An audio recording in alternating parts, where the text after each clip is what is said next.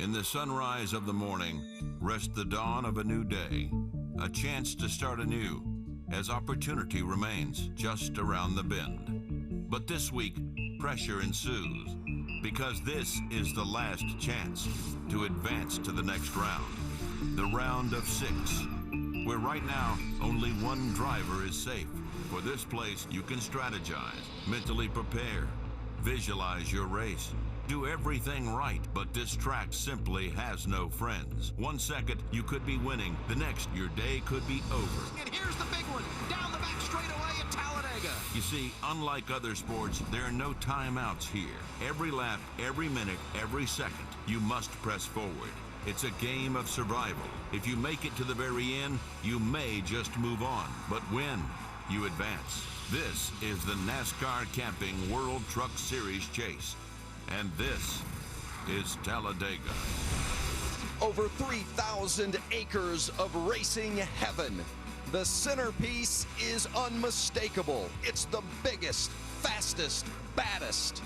It is Talladega for the NASCAR Camping World Truck Series. Chase race number 3, the final race in round 1 of the playoffs. 8 championship contenders, only 1 is safe from potential elimination today. 18-year-old William Byron guaranteed a spot in round 2 with a chase opening win at New Hampshire.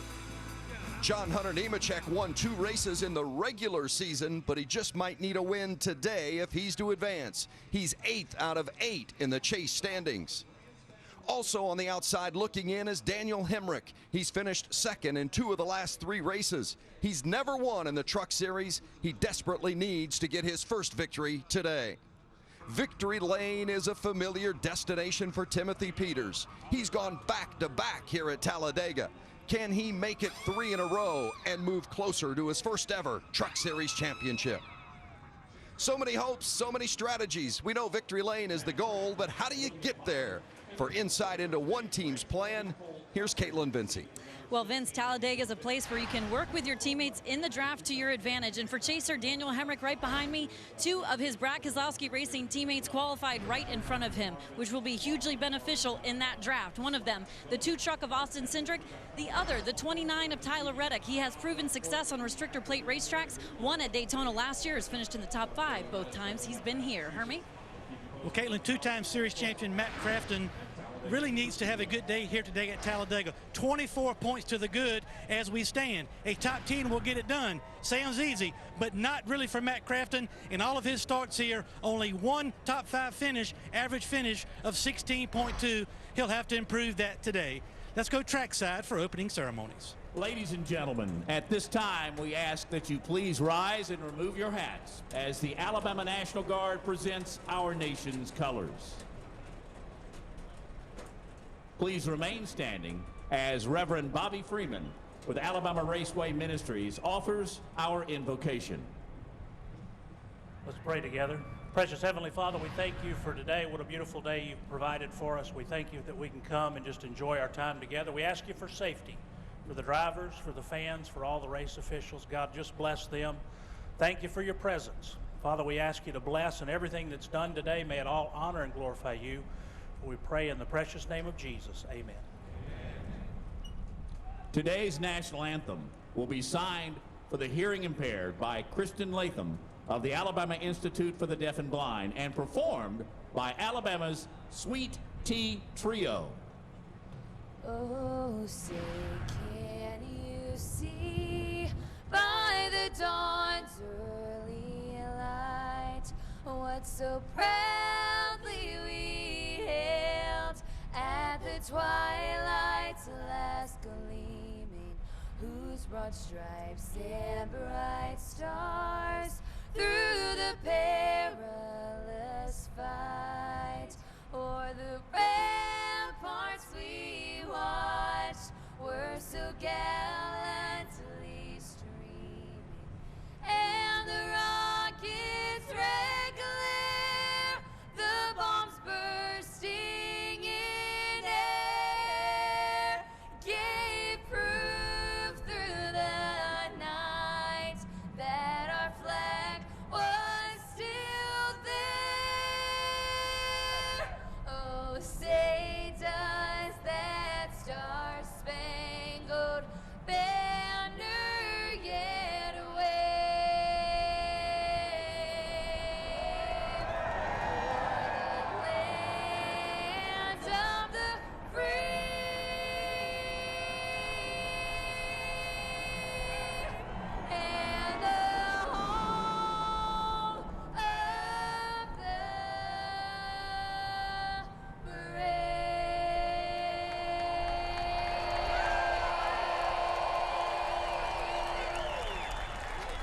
That'll get you ready. 32 drivers, 8 are in the chase for the championship. Not a cloud to be found on a picture-perfect day at Talladega. Aerial coverage today provided by Jegs. And what a beautiful sight it is. Talladega, no place like it. So glad to be here today. Good afternoon and welcome along with Michael Waltrip and Phil Parsons. I'm Vince Welch. It is the third race in round one of the chase, and it's an elimination race for the first time ever in the Camping World Truck Series. We've seen it in the Sprint Cup Series, but never before in the trucks, the first year for the chase. 8 drivers still in the chase, but Phil, 2 are going to be eliminated today. Nobody's resting easy, are they? Vince, I like hockey, and this is sudden death here. Even the guy that's second in points right now, Christopher Bell, is not safe. He had to think about this for 2 weeks since Las Vegas. He's 25 points to the good. You see it right there. We've got 2 guys below the cut line. Daniel Hemrick, 15 behind. John Hunter Nemechek, 15 behind. They're in a must-win situation here, basically. Something can happen to Johnny Sauter. He get knocked out early, and they could point their way in, but I think they go into this race thinking they have to win this race. Remember a couple years ago, Kyle Busch came into this race, 22nd in the Cup Series, or second in the Cup Series, 26 points to the good, got wrecked out, did not make the next round. Last year, Denny Hamlin came in here 8 points to the good, second in the chase standings in the Cup Series.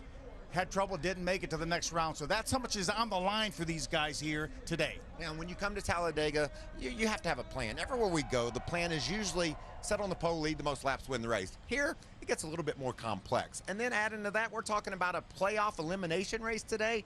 What do? Do you find your teammates and go to the back and draft? Or do you do like Matt Crafton told me earlier today, I'm just going to go? That's a simple plan. I like that. But, man, there's so much on the line here today. How do you decide the right strategy? We've seen this race won from laying back and charging to the front. We've seen it won by guys running up front all day long. No telling what we're going to see today. And don't forget, there's a lot of other guys in this field aren't in the chase, but they want to win the race. So it's a special day for them, too. Well, they could care less about the chase, really. They just want to get a W, just like Tyler Reddick did at Las Vegas a couple races ago. This is a macho man's track. You want to go out and get the job done when everybody's watching here at Talladega. You guys have both won at Talladega. It's special to win here, isn't it? It is. Well, we're going to go downstairs and get that command to start those engines. And now, for the most famous words in motorsports, please welcome your Grand Marshal, Senior Vice President for Merchandising for Fred's, Teresa Gabor. Drivers, start your engine!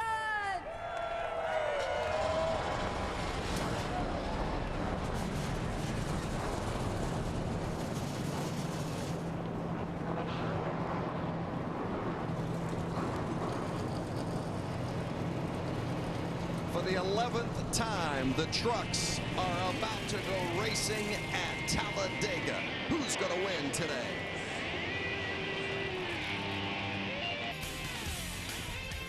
The drama starting to build at Talladega, the NASCAR Camping World Truck Series. It's an elimination race, the final race in round one of the chase. Take a look at our Camping World track description, the most unique place in the land. Yeah, just built for speed at over 2.5 miles, 2.66. You see the banking, the highest banks we have in all of NASCAR at 33 degrees. Front straightaway, that's a turn down there, 16-degree banking. Front straightaway 43 feet long, the back straightaway 4,000 feet long, and the start-finish line isn't anywhere near the tri-oval. We're going to have our caution clock in play. It's going to go off around lap 22 or 24 after a caution flag. Our fuel window somewhere between 32 and 36, depending on where you are in the draft. Timothy Peters won last year and the year before, and he's starting up front today, so he's going to have a great chance to do that again. This is going to be a fun event, just trying to figure out who's going where and how they're going to get there. Well, Cole Custer's on the pole as we take a look at our starting lineups, brought to you by Jegs. Yeah, Grant Enfinger, his second front row start of the year, he had the pole at Daytona. Ben Kennedy, one of our 8 chasers, and you see the tag identifying him as such as our Johnny Sauter and Timothy Peters. Yeah, and Timothy Peters, that really fast Toyota in the draft yesterday near the front. There's William Byron. The only guy that's really slept for the last 2 weeks. And now I guarantee his heart's beating about 150 miles an hour thinking about what lies ahead here in Talladega. Yeah, you think, William Byron, he's won, he's safe into round 2 of the chase, but he's getting ready to race Talladega for the very first time.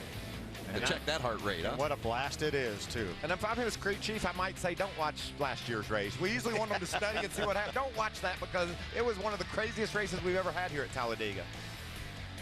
32 trucks lining up for 94 laps around this 2.66 mile tri-oval. As we get back toward the back of the field, don't be surprised if some of those trucks we saw starting 28th, 30th are able to work their way up into the front of this pack.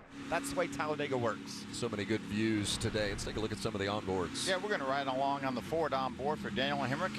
That's the draw type Ford. Top 2 finishes in 2 of the last 3 races, but that might not be enough to get him to transfer to the next round. He's going to start from the 17th spot. Let's head up to P11 where John Hunter Nemechek rolls, Phil, in the Fire Alarm Services Chevrolet. He's got 2 wins this year. Most likely he's going to need a 3rd one if he wants to advance in the playoffs. Michael, as you mentioned, Timothy Peters has won here the last 2 years. He's also won at Daytona. He's got the Toyota on board, on his Red Horse Toyota, and he starts from the 6th spot.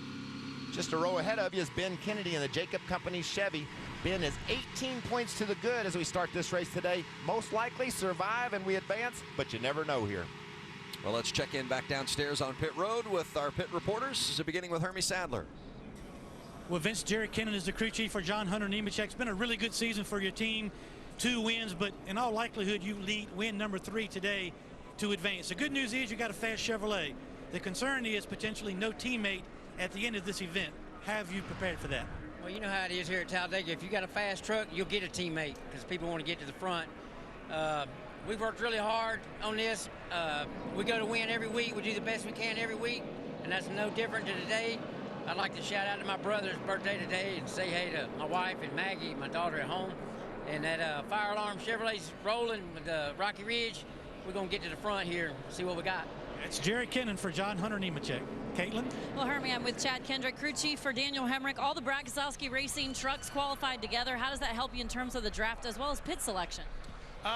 It's going to help tremendously. The game plan coming into this race we sat down as an organization is get this 19, keep it in the chase. So my teammates are willing to do that all day. They're willing to be with me all day and push us all day, whatever we need. So we're right there with them. That's good, and it also enabled us to pick together so we can talk and not have to talk over the radio and have people hear what we're saying so we can run back and forth. So you know, it's good to have teammates, especially here more than anywhere, and it's good to have good teammates, and I feel as though I have good teammates. As an organization, we didn't qualify where we wanted to. It wasn't what we expected, and we need to get better there, but I think we have really good trucks that'll race really well and draft really well. So I'm looking forward to it. It's definitely going to be more nerve-wracking for me than it is a driver today. So hopefully at the end of this thing, we're still in it. Thank you. Good luck to you, Vince. We're getting close. The green flag from Talladega is next. It's the final pace lap at Talladega, the NASCAR Camping World Truck Series. Getting ready to go 94 laps in a chase elimination race. 32 trucks, 8 are in the chase, including Johnny Sauter. Okay, guys. This is the last race here. We just got to do what we got to do. Everybody needs to be calm, know what they need to do, think what they're doing, and if anything happens, we'll address it. We'll do what it takes, and we're going to do everything we can to finish this race. Crew Chief Joe Scheer Jr. Did he sound nervous to you as the crew chief? Because he sounded a little nervous to me. He ought to be nervous. We've just learned from Chad Kendrick that it's harder to be the crew chief than it is the driver. But I tell you, if you're at home and you want to know what your heart rate's going to be like in one of these trucks for the next hour and 45 minutes, 2 hours, hop on the treadmill and crank it up to about 6 and take off running. That's what these drivers are faced with. Nerves, adrenaline, and so much anxiety. I thought it was perfect, Michael, because just before about every race, you say how much you wish you could be out there in one of these trucks. And during commercial break, he said, I'm so thankful I'm not in one of these trucks.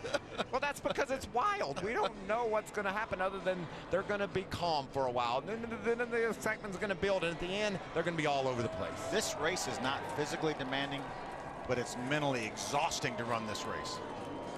Now they're into the tri-oval, but that's not the start-finish line. The start-finish line, 1,222 feet past the tri-oval, but they're coming to get the green. Cole Custer, your pole winner on the inside.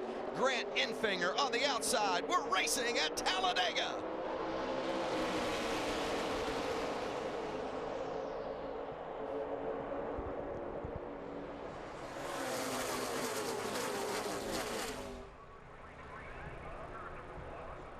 These trucks dancing around a little bit.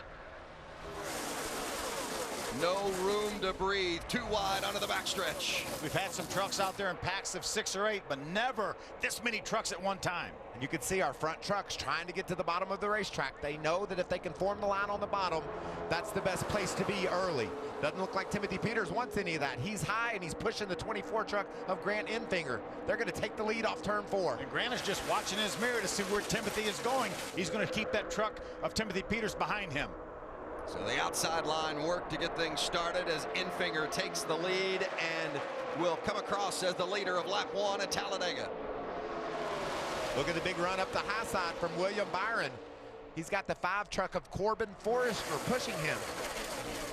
That's not a name we're used to talking about up front here in one of these races, but he's in a Richie Waters truck and always runs well here. And you know, Phil, you better get used to saying names you're not used to saying up front, because it's going to happen. These guys that are in the back will force their way to the front to get a part of the attention here in Talladega. Enfinger the leader in that 24 truck, and in that second row right behind him, Timothy Peters in the red and white 17 on the inside, and that's William Byron, the championship leader in the blue number 9 on the outside. There's a real accordion effect. You saw these guys really bunch up together, then they have to back up because they're not allowed to push each other. They can bump, but they cannot lock on and push each other. We saw a penalty to one of our championship contenders, Christopher Bell, at Daytona. He was penalized for locking on to that bumper of a truck in front of him and pushing. Yeah, the bumping is a fine art, Vince. You've got to really know what you're doing to position the bumps at the proper time on the track. And then you also have to be able to bump and get away, bump and get away. If you lock on, you will be penalized. These drivers right now are just riding in line, doing a little bit of bumping. And as the laps wind down, the intensity on the bumping will go up. And that's when we usually see trouble. We've seen bumping go way bad here before, too. On board with the 33 of Ben Kennedy. That's Timothy Peters, who has won the last 2 races here at Talladega, just in front of him. Clear to the top if you need it. That's Matt Crafton's going to move to the top, Michael. I think he's going to try to drift to the back of this pack here. Well, we talked to Crafton a couple. I texted him, talked with him. He even told our pit reporter, Caitlin Vincey, I'm going to go. There's no strategy here. He's going the other way right now. Looks like he's getting to the back. Didn't like what he saw, didn't like what he felt. He had a rookie on behind him. The 2 of Austin Cindric was pushing on him. I think that was enough to make Crafton say, this isn't the place to be for me. You can feel the nerves and the intensity in the middle of that pack, can't you? And maybe at the wrong time, somebody zigs when they should zag, and it ends up creating the big one. If you feel that nervousness, maybe that's why Crafton got out and went to the back. I can feel it here up in the booth, much less down there on the racetrack. And I just saw it on the back straightaway from our leaders. Timothy Peters looked like he had a nice run, was going to swing to the outside of Grant Enfinger. Enfinger blocked. Those 2 trucks hooked. Nearly an accident from the front. Well, we talked about Matt Crafton getting out of line and drifting to the back. Let's check on that strategy with Hermie. Vince, Matt Crafton is being helped today by Jason Hetleski, the spotter up on the roof. Spotter is very important at this racetrack, probably as much as or more than anywhere we go. He told Matt Crafton to get off the bottom of the racetrack, get out of that draft. The reason they were not comfortable with where on the racetrack they were getting pushed and bumped by the 2 of Austin Cindric, so they decided to be on the safe side early on in the race, drop to the back, let things spread out a little bit, and then try to make his way back towards the front. Crafton is a veteran. He's run all the races in the truck series here at Talladega. Austin Cindric, his first race in the truck here at Talladega, a rookie pushing a veteran. Maybe that causes concern for the veteran. Well, but it's 2 different strategies too, Vince. Austin Cindric needs to learn what it's like to push and bump and see what kind of result you get in doing so. Matt Crafton knows everything about bumping and pushing and getting pushed. He doesn't need to learn anything. He just needs to keep that number 88 truck safe for the first part of this race. That's one of the interesting twists about the truck series, is the fact that we have that mix of young racers who have never raced here, maybe raced once or twice, and then the veterans like a Crafton or a Sauter or Peters who have been regulars here at Talladega. And you can be taken out by something, certainly not if you're making, and that's somebody trying to help you, and they can take you out of contention here. Look at that run, William Byron. He got a little bit of a push from Corbin Forrester.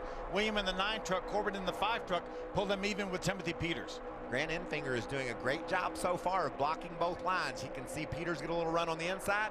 He ducks low. When Byron comes up high, he goes there. That won't work forever. He can't drive at 180, 90 miles an hour looking out his mirror and make those moves perfectly every time. Someone will pass him or someone will wreck him trying to do that repeatedly. Just the 7th start this season for Grant Enfinger, running a part-time schedule for GMS. He earned pole position in the season opening race at Daytona, but ended up 20th that day. His career best finish was the next week at Atlanta when he finished 5th.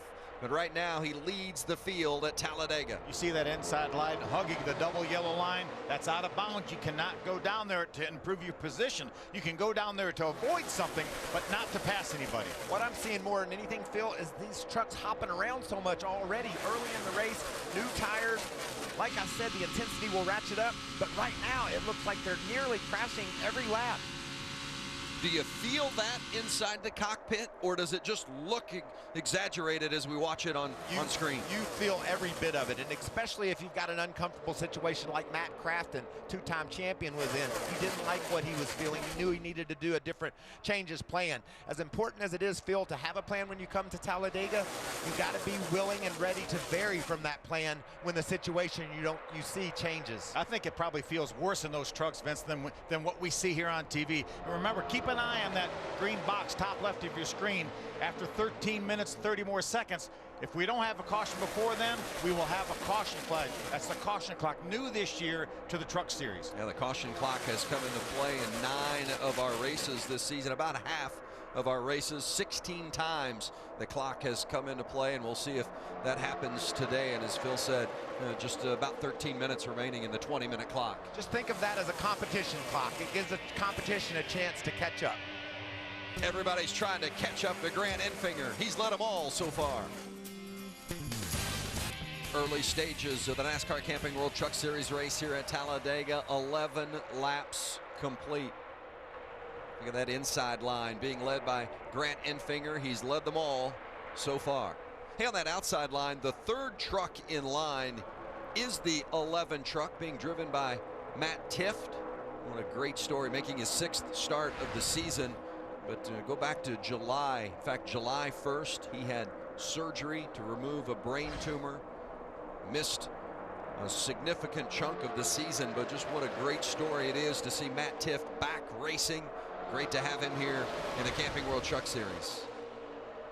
Check in on that 11 with Hermie. Yeah, Vince, we're all glad to see Matt Tifft back behind the wheel, and he's been very competitive in his starts since coming back from that surgery. Now here at Talladega, he did race here last year, but still gaining experience. Only comment he's made on the radios, he feels like the truck is on top of the racetrack when another truck has gotten to his outside. So right now, being on the top side of the racetrack, he's remedied that situation for right now. But look at that clock ticking in the upper left-hand corner of your screen. They have said they plan to try to pit about 1 or 2 laps prior to that clock running out, short pitting. So we'll see if that works for Matt and if they can get to pit road and get that done. Caitlin? Well, Hermie, John Hunter Nemechek is holding down that 12th spot on the racetrack. He told me before the race, I have no real game plan for people to work with in the race. We'll just draft with whoever is around us. But he told me getting docked those 10 points following New Hampshire for failing Height Sticks post-race was definitely a setback that has been hard to come back from. You couple that with the 16th place effort at Las Vegas. He said, we'll just go try to win this race, do the best we can. Right now, as Spotter said, you're looking good right there. Just ride. John hasn't said a word on the radio. I thought it was interesting. John Hunter Nemechek, in fact, having a problem right now. And the caution is out. And John Hunter Nemechek, one of our chase contenders, our championship contenders, looks like his day coming to an end. Phil, I was wondering, wow, that thing blew up big time. I was wondering, with that tight pack in the drafting, if these teams had predicted. Temps were only 240, 280. I don't know. That's weird. Blew up. That's what I was going to ask. You know, with the tight pack, they haven't really been in these type of conditions. They regulate how much air gets into the nose of the truck to cool the engine with tape, and they want as much tape on there as possible. I'm wondering if some of these trucks aren't overheating. A little bit of debris, too, off the racetrack. That grill looks pretty clean, though, really. Yeah, and he reported his temperatures were normal. 240 degrees on water, which is not excessive. Well, and as you see, John Hunter Nemechek taking it to the garage, ending his championship hopes. He was one of the 2 drivers outside the cutoff line heading into this race. Needed a big day today, and it's not going to happen for John Hunter Nemechek. Let's listen and ride along with John Hunter. Moving outside. Close up in front. Close up. Seemed like it tightened up a little Down bit. below the yellow if you can see it. Down below the yellow if you can see it. He can't see probably right there. All that smoke in the cockpit. You saw him almost run off the road. Gets it down off the racing surface. Really nice move by John Hunter there to keep it out of trouble. He was running up in the 12th spot, just doing everything he needed to do in order to try to advance in our playoffs, but he's out. That's one less problem for the other competitors. Yeah, Daniel Hemrick is the only guy outside right now. There's 6 guys breathing a little bit easier, and knowing that one of their chase contenders is out. William Byron is breathing fine because he knows he's transferred in, other than the fact he's in a hornet's nest out there on the racetrack. Don't take for granted he's breathing fine. I saw him sideways a couple of times. These trucks are running 190 miles an hour. I'm not breathing fine, and I'm not even out there. Pit road's still closed now for one more lap. So as you see John Hunter Nemechek climbing from his truck, his championship hopes are over, and as Phil and Michael addressed, the other guys that are needing to get in other than William Byron are feeling a little bit easier, breathing a little bit easier maybe now because of the fact that one less guy they have to contend with to move forward in the second round. A 6 advance, one of them is out. And we know that John Hunter is not going to contend for a championship, but nonetheless a great season for that 18-year-old. His sponsor's Fire Alarm Services, and look at that. Like he needed to throw an alarm off there. It was Christopher Bell, the 4 truck, right behind him, and you got to believe that he's going to need a tear-off removed on his pit stop. Look in that windshield. You can see all the smoke that came up in the truck. You don't see John Hunter in there. Hindering his ability to know which way to go. Nemechek, a 2-time winner this season. Won at Atlanta and also Canadian Tire Motorsports Park. That hopes that this would be the year that he cashed in and took the championship in the truck series, but you hear him confused about what the temperatures were in the truck. Certainly not something that would make you alarmed. But we typically don't see any engine failures in this series here. The engine builders in the series do such a fine job. We don't see that much of that, so it is a bit of a surprise. But only a couple of times a year do we see packs like this, and these trucks running so tightly together. That would indicate a temperature issue, but he didn't report one. Sometimes they just break. These things make upwards of 600 horsepower, Phil, and they turn over 8,000 RPMs. It's amazing they don't have failures more often. So while the team tends to that 8 truck, won't see it the rest of the day, but pit road's about to get busy. Pits are open and they're heading down for the first time today, and Caitlin Vinci will be there to greet the 17 of Timothy Peters. Thank you, Vince. Well, he is a 2-time winner here at Talladega. Told his team his truck is a little bit loose. His crew chief Shane Huffman telling him don't slide your tires. They're going to do fuel only for the 17 truck of Timothy Peters. Hermie. The 33 of Ben Kennedy came into this race 4th in points, currently 3rd on the racetrack. Ben reported the balance on this racetrack is good. It'll also be fuel only, no tires for the 33. Same story for the 24 of Grant Enfinger. He qualified on the pole at Daytona, fast again today. Been up front since the drop of the green flag. Fuel only, no adjustments for the 24 of Enfinger. BKR guys stayed on the racetrack, and I don't mind this strategy at all. They probably will have to stop before the caution clock would run out, but they're going to do that anyway. They want to stop before the caution clock, so they have 3 trucks together. Look like Cameron Haley had some sort of an issue on pit road, along with Matt Crafton. So Tyler Reddick in the 29, the 2 of Austin Cindric, and the 19 of Daniel Hemrick, all from Brad Keselowski Racing, and the 88 of Matt Crafton stayed out. 2 of those, Hemrick and Crafton, are chasers. Let's get John Hunter Nemechek's reaction to what happened. Caitlin? Yeah, Vince, he's joining me now in the garage area. Any indication that that engine was going to go? No, all my temps were fine, still had oil pressure. I haven't seen a big blow up like that in a while, so definitely disappointing, but that's kind of how our last 3 weeks have been. So can't thank all my guys enough, Fire Alarm Services, for everything that they've done so far. Looking forward to the next few races. We're going to go back, regroup, and hopefully we can go win some more races before the year's over. Thank you, John. Frustrating end to the 8 teams day here at Talladega. Vince? That's for sure. The season is not over, but the championship dream is for John Hunter Nemechek.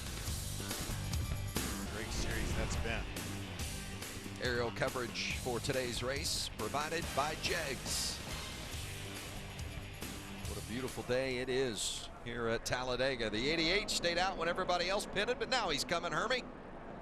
They had the same strategy, Vince, as the BKR trucks. They wanted to lead a lap with this 88, but the truck staying out in front of him prevented him from doing that, so they decided to take this opportunity to come down pit road to top off and get back on the same fuel sequence with most of the other front runners. That's an interesting call there by the BKR trucks. Phil, they can't stretch their gas all the way to the caution clock if it were to come into play, could they? Yeah, but they can stop before. They want to stop before the caution clock comes out anyway. Yeah, but they could be in danger of, I know there's 3 of them, they could be in danger of losing a lap. Maybe they're planning on staying at the front and stopping and staying on the lead lap. I think even if they drop to the back of this pack, I think they'll be close enough that they would be able to come do their pit work and get back out before before the leader does. And they've made great strategy calls in the past with those trucks. I remember at Michigan, didn't Hemrick come to pit road prior to the caution clock, got his service done, came out leading? The only guy that did. The only one. So don't doubt what plans they got. This team is obviously well oiled. Those trucks qualified within a 100th of a second of each other, and now they've decided the plan is to stay out on the track. Real quickly, let's check in with Caitlin. Well, William Byron, one of the competitors who also elected to take fuel only on that stop, but he's just riding and learning how that upper line is driving. His spotter is telling him how that line is stalling. That spotter is Tony Hirschman, the same guy who guides Kyle Busch in the Cup Series, but William says, everything good in here. I need other trucks to be closer to me to push me more. Vince? Well, there's that 9 of William Byron, the 6-time winner. The spotters so critical at every race, but particularly here when they're side by side and bumper to bumper almost the entire race. Their job's nerve-wracking. They seemingly are helpless, but they've got to be so important to the driver to help them drive that truck. Because of these guys, the driver doesn't have to look out the mirror 100% of the time, only about 90. We're getting ready to go back racing. Austin Cindric and Tyler Reddick on the front row. All 3 Brad Keselowski racing machines in the first 2 rows. Let's see if that 2 truck is able to pull ahead of the 29 and 19, make those trucks, those team trucks, all be in line. The green is back out, racing again at Talladega.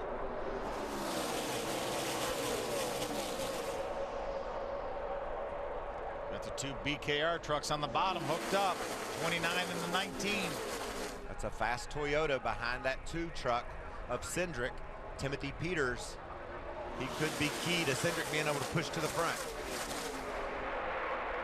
Remember that 29 of Tyler Reddick.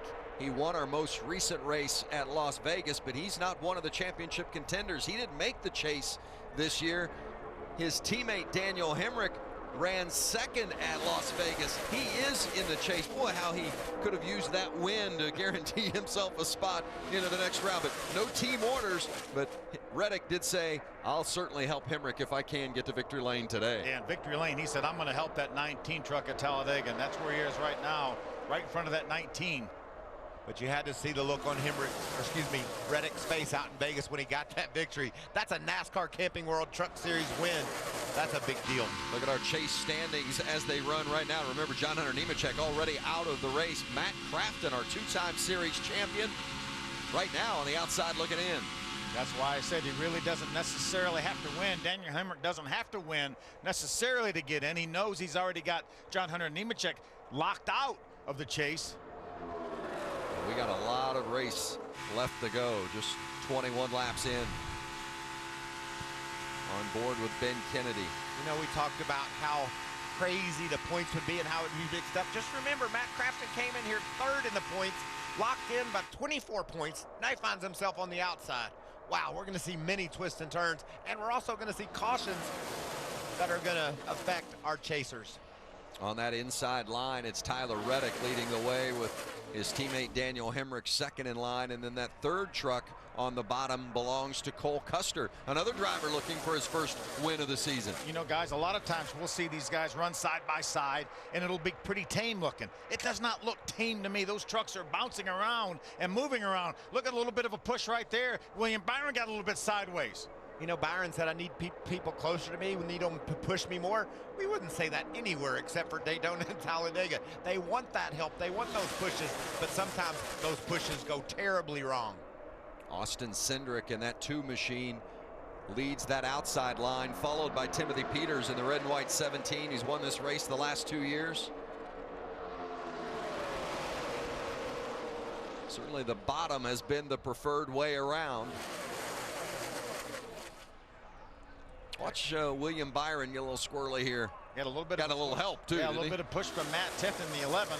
You see him about 5th in line on the bottom. There's that little bit of a push. Got him sideways. He had to jump down below the double yellow line to save it. Check this out on board with Timothy Peters. Look out to the left, the non-truck. Wow, that was a big abrupt move to the inside. That's what causes the crashes. If you're on the outside and somebody gives you that push, you're into that inside lane of trucks.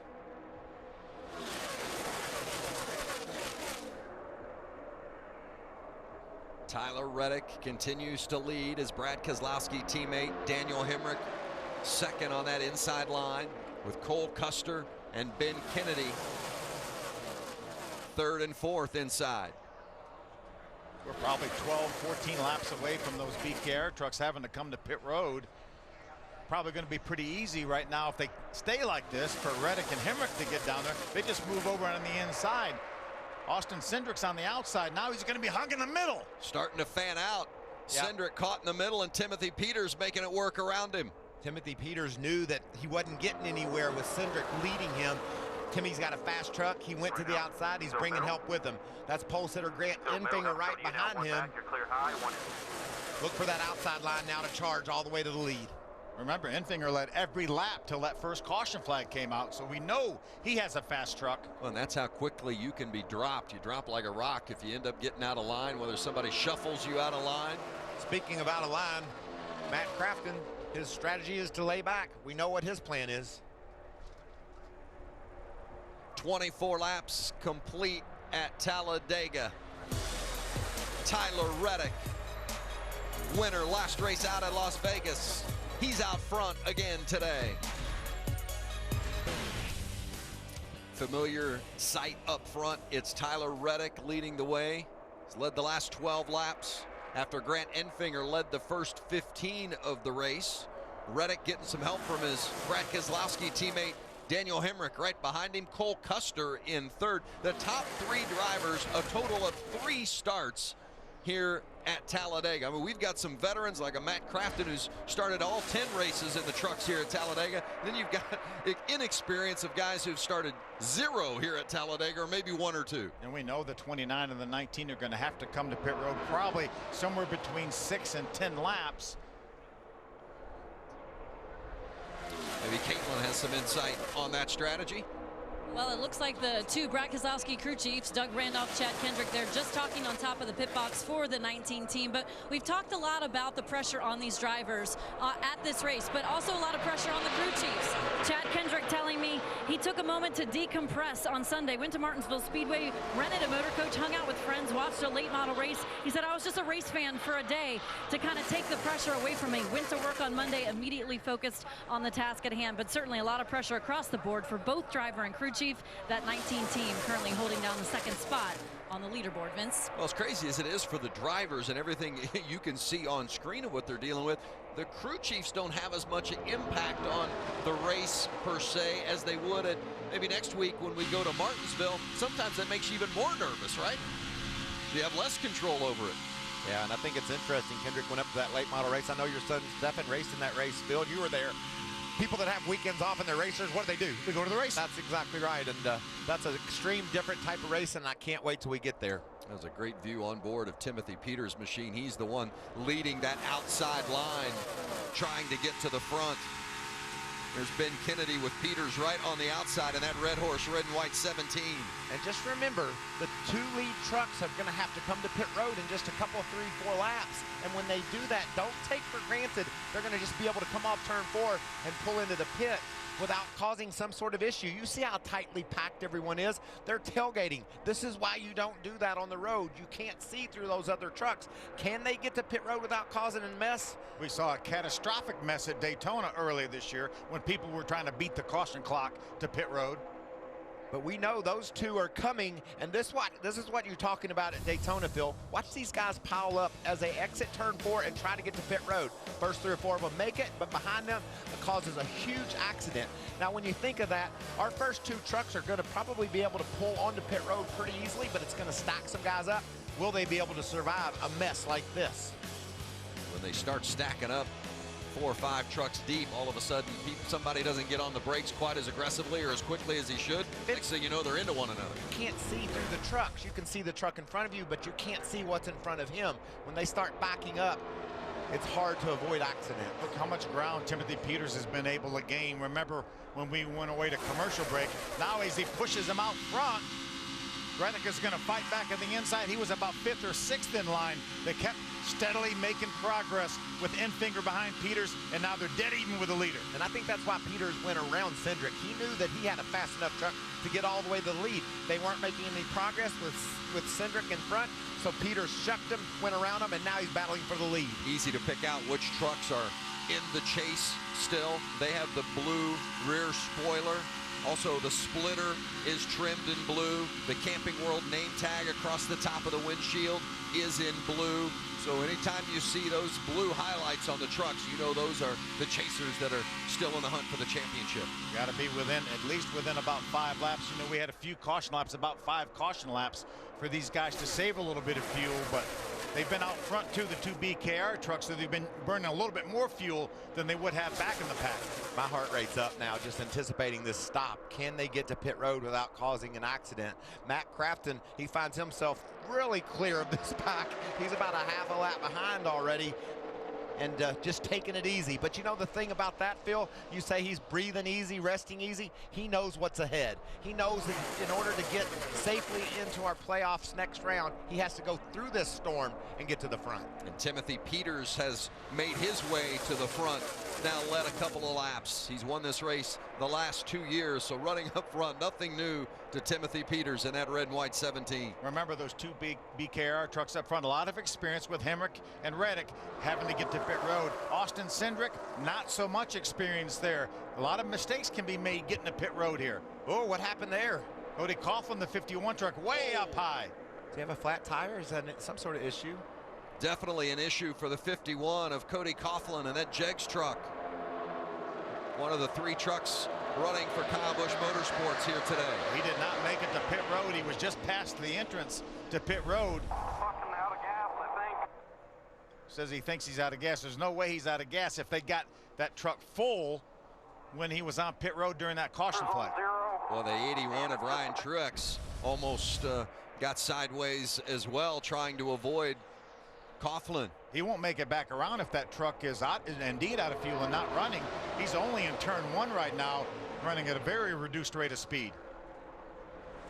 See, Johnny Sauter, the 21 truck, hung in the middle right now, guys. Sauter won this race in 2013. He's now getting shuffled back.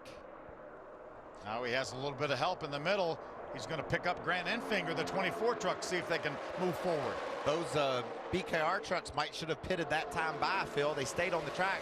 But if they're anticipating the caution coming out with the problems on the track, there's the caution. Caution is out for that stalled 51 of Cody Coughlin. Michael, you're exactly right. They should have come to pit road and they would have had a free pass backed up to the front of the field. So a problem there for Cody Coughlin, as you heard him say on the radio, thought he was out of gas. We'll see if indeed that was the issue, but he's going to need some help. Maybe a broken fuel pump or something like that. Second caution of the day at Talladega. The pits are open at Talladega. Ben Kennedy took 2 right side tires, no adjustments. There's a race off pit road, Vince. Pit stops, critical, and you see the different strategies. Some taking no tires, some taking 2, some taking not taking an opportunity to pit. Yep. Christopher Bell, Matt Crafton stay on the racetrack. Well, Michael, you talked about at the beginning of the show. Strategies. There's going to be so many different strategies, and how they play out going to impact early in the race how those strategies play out, going to impact how it wraps up at the end. And then also mistakes. We've talked about mistakes on the racetrack, how easily you can see a big crash. We also can't mess up in the pit. If we work our strategy to perfection, like we just saw the BKR trucks do, and get up front, you come to pit road and have a problem, then you have to start all over again. I think we saw a penalty there for Matt Tiff, the 11 truck, removing equipment from his pit stall, so that will set that team back. We got to be mistake-free as these laps wind down, especially later in the going. How about that strategy for the BKR trucks, Caitlin? Well, first is the 19 truck of Daniel Hemrick. He took 2 right side tires only, said to the team that overall the truck is pretty decent, also filled it up with fuel. The 17 chaser of Timothy Peters, he also did rights only and filled it up with fuel. Vince? Watch these BKR trucks coming onto pit road here. Oh, they got squeezed. William Byron in the 9. Yeah, that's coming off pit road, it looks like. Yeah, William was coming out of his pits, and there wasn't quite room. Squeeze between them, though. That means that the BKR trucks will line up nose to tail. And I think we've been fortunate so far, these guys making those pit stops under caution. So we just have to continue to watch folks entering pit road. Hermie, Matt Crafton's heading your way. They've been laying back. They have, Michael, but Junior Joyner made a good point. It's not as much of a risk at this point of the race because of the caution clock. They were losing about 2 seconds a lap back, that far back behind the draft. So, but they did pick up a little bit of speed when a 3rd truck joined them. But they really don't know enough about the truck to make a lot of adjustments. They're going to take this opportunity, however, to put 4 tires and top him off with fuel. But I think we'll start seeing the 88 maybe trying to run a little bit further towards the front as we move forward. Remember, that's the guy that Christopher Bell that pitted with him just now is the most comfortable of the guys out there because he came in here 2nd in points. I think it's interesting too, their crew chiefs, Junior Joyner, the 88 of Crafton, and Jerry Baxter, the 4 of Christopher Bell. They're very close as well, very close friends. It's not really a surprise to maybe see those 2 work together. Well, Jerry Baxter used to babysit Junior Joyner because Jerry worked with Junior Joyner's dad, so he used to be his babysitter. See, I was saying they were close. I wasn't say how old Jerry was and he was babysitting. Got to call him out a little bit. Jerry used to babysit me a little bit too. I had a time there with him. Hey, FS1 is partnering with NASCAR Productions to present the 2nd season of the documentary series Beyond the Wheel as part of FS1's NASCAR Race Hub. And the first film of the series premieres October 26th at 6 p.m. It's entitled Bonneville 71, which profiles how NASCAR Hall of Fame driver Bobby Isaac set 28 land speed records with a banned Dodge Charger Daytona on the Bonneville Salt Flats in 1971. Here's a sneak peek.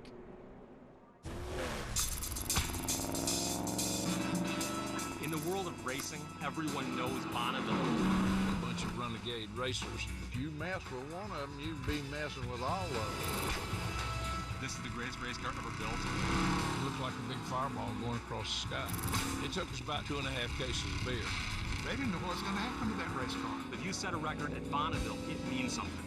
We came out here to set records. We set records. Going to be fun. Bonneville 71 on Race Hub Wednesday, 6 o'clock Eastern on FS1. Well, about to go back to green. The NASCAR Camping World Truck Series here at Talladega Chase Elimination Race. It's Cole Custer on the inside, Timothy Peters on the outside. Those were the fastest 2 trucks we watched in practice yesterday, Phil. Really able to bounce out, make some moves. The 00 of Custer and the 17 of Peters. They find themselves right at the front of the pack. See the 78 outside right now.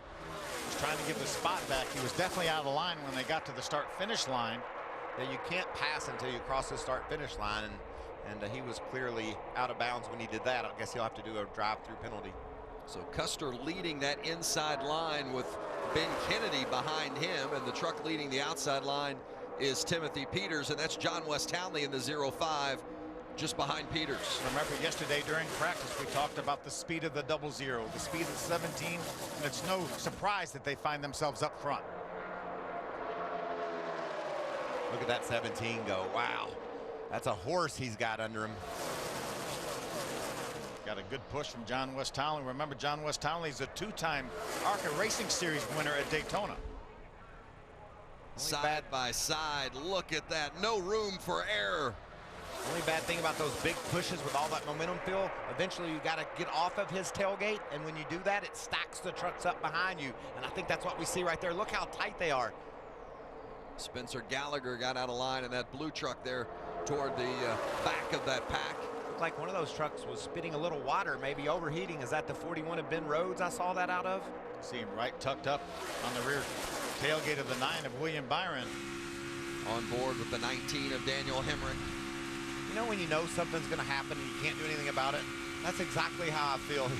And those guys in these trucks the same way. They know something's going to happen, but they don't want to retreat. It's Grant Enfinger in the 24, just ahead of Hemrick. In the 66, it's Ross Chastain. Chastain's doing a nice job, raced inside the top 10 here. See Enfinger, the Alabama native, showing off in front of his hometown crowd. See our chase standings at the top of the screen. If you're just joining us, John Hunter Nemechek had an engine problem early on in the race. He's out. You just have to watch this 41, Ben Rhodes. He's just really all over the back of William Byron. It looks like his truck really likes where it's at right now. Those pushes could turn bad. Another truck jumping up out of line. John West Townley leads that outside line, getting a push from the 9 of William Byron. Then it's Ben Rhodes. But it's Timothy Peters leading the way on the inside. Watch Peters, watch the mirror. He wants to keep both rows behind him. So if that outside line gets a run, you're going to see Peters move up the track. Then you want to get back down to the bottom. But that's a risky game you play because it's hard to predict exactly if you've got enough time to get up in front of that outside lane. Looks like John West is about there. Can't make it work.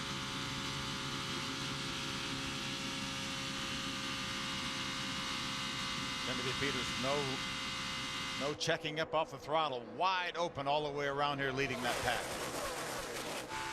At a 190 miles per hour, side by side, bumper to bumper. Oh, big wiggle for John West Townley going around. Contact. What an amazing save. Daniel Hemrick's into the outside wall. Hemrick in the 19. Another one of our chasers. I cannot believe the save that Cole Custer made in that 00 truck. But look at the damage to the 19 of Daniel Hemrick. Daniel Hemrick could not afford any trouble today. He was on the outside of that chase cutoff line. Take it easy here. Problems for the 19. Can't believe it didn't collect more than what it did. Like Phil said, the job Custer did just saved 10-12 trucks from being swept into this thing, but he's got heavy damage to the right front of his truck. So Cole Custer, who was running up there toward the front with a problem. John West Townley, an issue, was getting a little bit of a shove from behind and just couldn't keep it straight. Cole Custer needs to get to pit road now, make sure that tire doesn't come apart and tear up some body work. Well, he's done. I don't. Look at the damage to that 00, and he saved that truck. Well, he doesn't have any damage to the nose. We talked about the big push William Byron was getting from Ben Rhodes, and I think that pushed Byron up into the back of Townley. Nothing John West could have done there. He just got hit at the wrong time. Boy, the evasive moves by several drivers saved that from being the big one. Yeah, we had 2-3 trucks involved in it. It could have been 23. I think the 41 of Rhodes on the outside, the third one back, is maybe gave the 9 a little bit of a bump, just as you guys said, and then the 9 got into the 05. See, that's the problem. The 41 can see the 9. He can't see what's out in front of the 9, and if his spotter's not telling him, hey, the 9's all over the 05, then he pushes him into it. Yeah, That's just not being able to see what's ahead. Byron gets a push, hits Townley in the wrong place. John West into the 00 of Custer. Custer keeps it going straight somehow. If you watch back in the pack, it looked like the 29 of Tyler Reddick got into the back of Daniel Hemrick as they were trying to slow. I mean, they're in the middle of a crash. Yeah, no fault to Tyler Reddick at all. Just of course, those are teammates. Coincidentally, the teammates were together. You can see them down on the lower part of the groove. Yeah, I think you're right. Maybe as yeah, Reddick had to turn left to avoid the 05 of John West Townley. And maybe got on the brakes a little bit there too, and that caused the 29 to get into the back of him. Well, there's another one of our chasers, Johnny Sauter, on pit road. Hermie? Had the hood up on the 21. Looks like they may have replaced the left front shock. Not sure if that happened because something happened on the racetrack or just a mechanical failure. We'll get more information and follow up on the 21. Caitlin. Well, for Daniel Hemrick, he could not afford to have a bad race today. His crew chief, Chad Kendrick, just saying we don't have a lot of time. Just make sure we get 4 tires on it. You can see them pulling the fender there, trying to get clearance for that left front tire. But this is definitely a long stop for this 19 team. Vince? Going to go down a lap here. The 19 of Hemrick going to go a lap down. But remember, you know, if they can get that truck repaired, and then we have another big accident, which is likely to happen here at Talladega, somebody else could be in worse shape than Daniel Hemrick, and he might be able to get back in this thing and advance to the chase. That's where the crash is going to happen for one of our chasers. They're slowing down when this accident happens ahead of them. Keep your eye on those 3 trucks, the blue ones lined up on the bottom that I circled. Tiptoeing through. Looked like maybe just a tiny bump into the back of Hemrick sent him outside wall. And the 05 of Townley was right in front of them. Yeah, I wonder maybe if the 19 had to get on the brakes a little bit. And the 29 of Reddick didn't have a choice.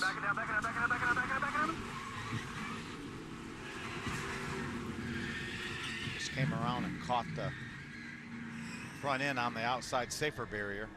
Now, if they can make repairs to that truck, like you said, Vince, there's still potential for a huge crash. I know that left front's going to be knocked down, and that looks like the area that they're focusing on. Not quite halfway through the drama of Talladega. What a beautiful day in the South. Talladega aerial coverage provided by Jegs. Cody Coughlin driving the Jegs machine today. A little bit of an issue earlier. Others have had issues today as well, as we just had a crash involving 4 trucks taking on some significant damage. Let's check on some of those with Hermie. That's the 4 of Christopher Bell leaving pit road. He will have to come back because his window net is not up right now. They had to get in both sides of this truck, Vince. They had a broken shifter, so they put a pair of vice grips inside of that truck to give him an opportunity to help get him shifted. But he'll come back down pit road to top off with fuel, raise the window net. It looks like they probably may put some tires on as well. Also, Johnny Sauter, several stops on pit road. They had to replace the left front shock on the 21, so some mechanical issues for a couple of drivers on my end of pit road that are in the chase. The 21 is now back down pit road putting tires on, but they have already replaced the left front shock. Boy, it's been an eventful day for the chasers, both Bell and Sauter, of course, in the chase. You had John Hunter Nemechek. He's already out of the race with when his engine let go early on. There's see a bit of damage to the 29 truck of Tyler Reddick. That's where he bounced into the back of his teammate Daniel Hemrick, who's been in and off of pit road. It looks like they've done a nice job repairing this thing, Phil. So that's just enough of a truck to keep these other chasers worried that Daniel Hemrick can somehow miss the wreck and get back up into contention. He's a couple of laps down, but timely cautions can get him back in this thing. You see our chase standings at the top of the screen. Christopher Bell came in second in the standings, and now he's down to fifth. Two will be eliminated today. One of them is going to be John Hunter Nemechek. Who's going to be the other? Yeah, remember now, second and sixth is exactly the same here as we go towards They both advance, right? They both advance. And just remember the problems Bell had at Vegas with his shifter, with his transmission. So a couple weeks in a row, they did a masterful job. Jerry Baxter and the team did of overcoming the issues last week, or a couple of weeks ago in Las Vegas. Can they do the same thing today? He restarted 14th on that last restart in Las Vegas and drove his way up to 6th. And then the caution didn't fly again, so that allowed him to keep that track position. He would have lost it all again had we have had a restart. Just past halfway, getting ready for more restart craziness. The pace vehicle is off. William Byron down on the inside, Timothy Peters on the outside, and the green flag is waving again at Talladega. Getting ready, go racing. Thought you were going to drop a boogity boogity on us. Wouldn't do that. What a push for Timothy Peters by Ben Kennedy. Timothy the 17, Ben in the 33. Now we're going to see how much Timothy appreciated that push. He drives right to the bottom and gets in front of William Byron. Yeah, thank you for that help. See you later. Sorry it didn't work out better for you, buddy.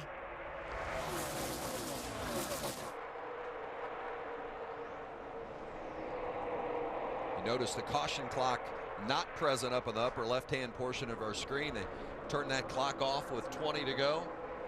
And because we're at lap 49 to get to 74, well, there it is. I'm sorry, 19 now under the 20 minutes. We do have, I was going to say, I didn't think we were going to have an opportunity to run 20 minutes before we got to the 20 to we go. might not, Vince.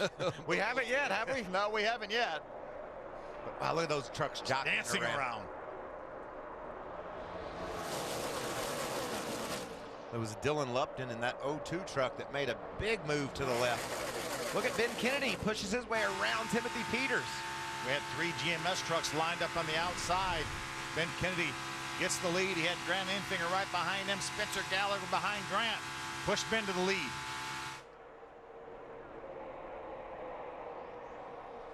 Look See at them start to pack.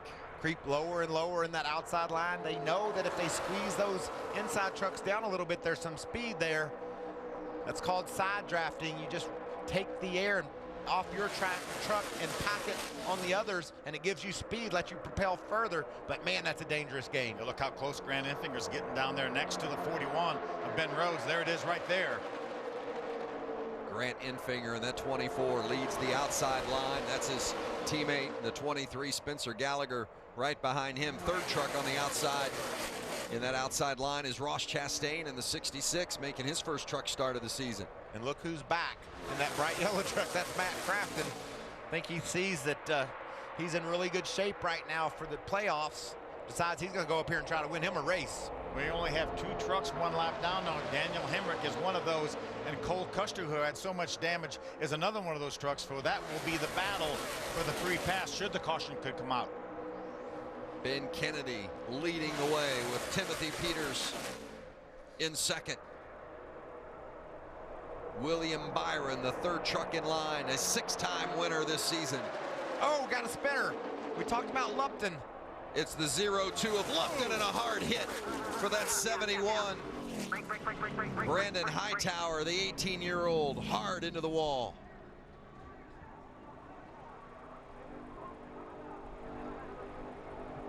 That was a huge hit for Lupton. Good to see. You can see him moving around and quickly out of the truck. According to our scoring monitor, Daniel Hemrick will be the recipient of the free pass that will put him back on the lead lap and back in contention. The 0-7 of Cody Ware taking some damage as well. Hard hit for Brandon Hightower. And that happened right here in front of our broadcast booth, and you can just feel the impact when these things crash into that safer barrier. Daniel Hemrick will indeed. I think Brandon's favoring his left hand or wrist, it looks like. Hightower making his first start of the season. Doing a nice job running up in that lead pack.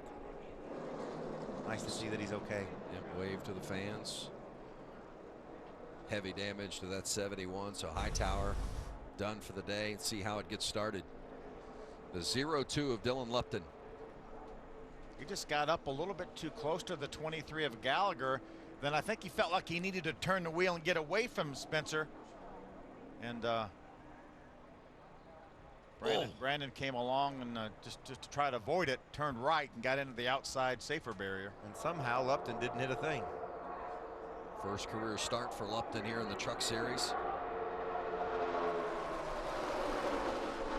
Boy, you're right, Michael. How does he avoid any contact at all?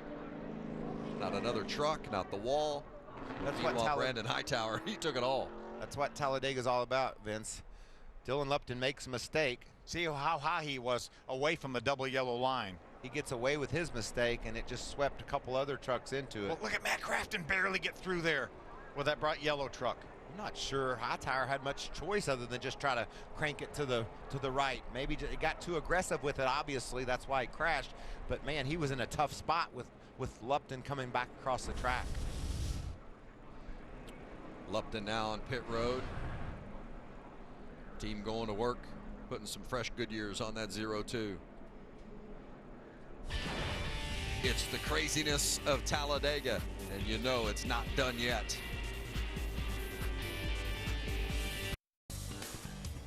Our fourth caution of the day here at Talladega, the NASCAR Camping World Truck Series Chase Elimination Race. First ever for the trucks. It's the third and final race of round one. 6 drivers will advance in the chase to next week at Martinsville for the first race of round 2. Boy, and chaser after chaser has had problems today. Here's the 4 of Christopher Bell continuing to work on that shifter inside the truck. And let's get more. They get it fixed, Hermie? Only got one bolt in the shifter last time, Vince, so this caution a pretty good break for the 4 to have the opportunity to come back and try to complete the repair, but they'll be back down pit road one more time to finish the shifter repair, and they will put tires on as well. And also Johnny Sauter came back down pit road. Remember, he came down last caution, replaced the left front shock. This time it was fuel only for chaser Johnny Sauter. Yeah, so Sauter's had issues. The 4 of Bell has had issues. There's the 19 of Daniel Hemrick. He got into the wall, obviously significant left front damage. But got the free pass, so he's back on the lead lap, Vince. And the 8 of John Hunter Nemechek already out of the race, engine problems. Caitlin. Issues for another chaser, that would be Timothy Peters. They had a long pit stop because they had some troubles fueling the truck. Shane Huffman just told me, and also coming off of pit road, the 86 truck got into the back of them, so they are monitoring that damage, if there really is any, as we continue this race here, Vince. That's what makes the chase so exciting, especially when you've got a race here at Talladega, because you just don't know. I mean, something could happen, especially here where they race so close to one another, and all of a sudden that turns the entire chase picture upside down. Well, just think about Matt Crafton. He was safely riding the back, just waiting to see what was going to develop. Finally decided it was time for him to charge. You can see he's right here in the middle of the pack, and watch how narrowly he avoids this mess.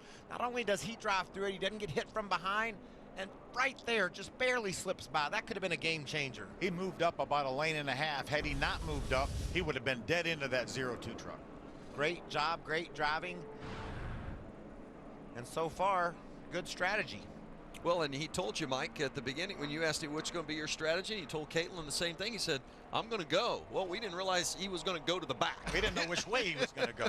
Well, but he went. He didn't lie to us. He was going.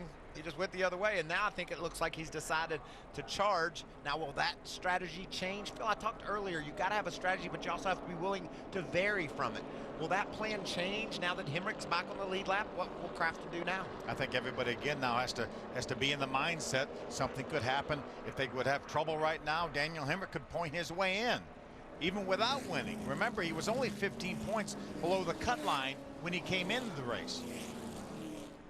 We're going to line them all up and do it again. Getting the 1 to go sign, so they're going to double up and come back around for the restart. Past the halfway mark.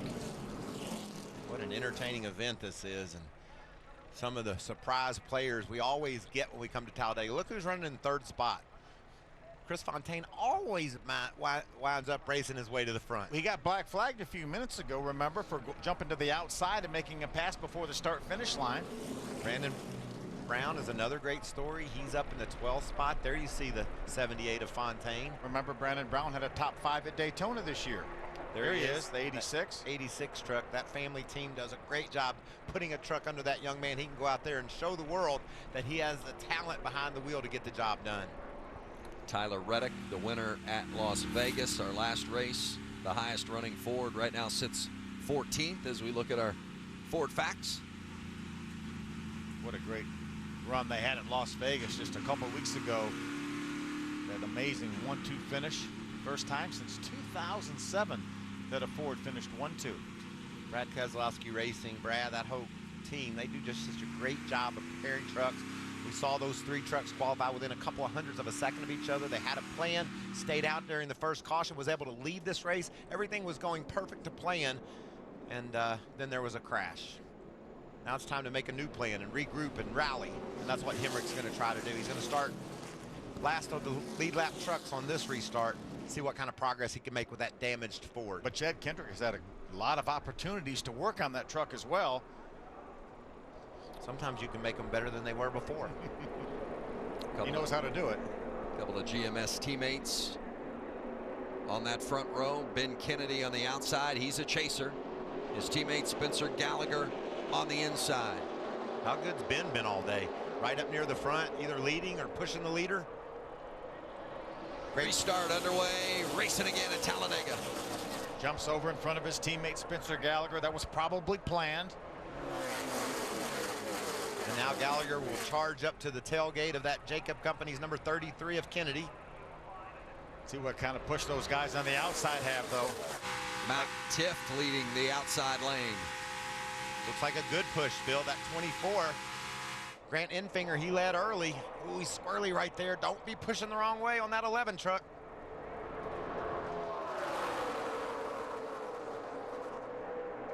Ben Rhodes, the 3rd truck in line there on the outside. Right behind him is Timothy Peters. That outside lane getting moving. We can officially say that the caution clock will not come into play at all. We will be inside 20 laps to go if the 20 minutes would expire. Oh, man. I was kind of looking forward to that break. Well, you might get a break, Mike. I know, but I don't want it that way, but I think it's coming. These guys are just really driving too aggressively, especially when you consider 36 laps to go. Good news, the 71 of Brandon Hightower, who was in that accident, took that big hit, has been checked and released from the infield care center. Look at this outside line go. Timothy Peters has got a potent Toyota, and when you're 3rd or 4th back, that doesn't matter. You're able to push that truck ahead of you. He can push the one in front, and you can make some ground. Wherever the 17 is, that's where I would go if I had a choice. He's got a strong truck. I wonder what might happen if the 17 and the 11 teammates Red Horse Racing get hooked up together. Well, the 11's already been to victory lane once this season. That was with Brett Moffitt behind the wheel. That was with a 3-wide restrictor plate looking pass on the last lap too. Remember, that 11 truck is in the owner chase too. We haven't talked a lot about that, but the owners have a chase as well. That 11 truck is in that owner's chase by virtue of that win. How about Enfinger around the outside? Well, that outside lane really moving now. Oh, this is nerve-wracking. Got some real pushing going on there. Ben Rhodes at 41. That 41 truck has the ability to push harder than any other truck I've seen so far, and he's using that ability. He just puts it right on those trucks ahead of him. Makes me nervous. And remember, Michael, when we did qualifying, he was back in 25th. We said he's a potential winner, and he is. Matt Tift in the 11, Grant Enfinger in the 24. Neither one of them in the chase, but just as hungry for their first win. Oh, there it goes. Ben Rhodes collects a bunch of them. Oh, man. The big one at Talladega.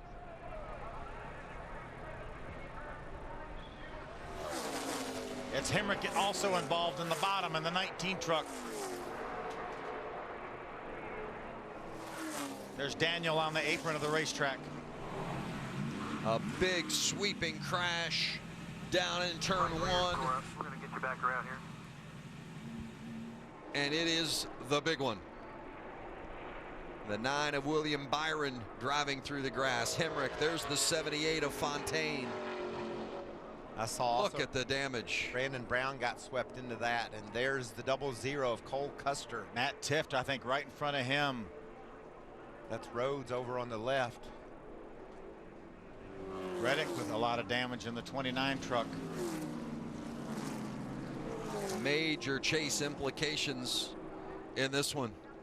Have we seen the 4 of Christopher Bell make it through that? He was. Bed top is up. You'll see it. Try to hit pit road now. A lot of damage though to that truck in addition to the bed top being up.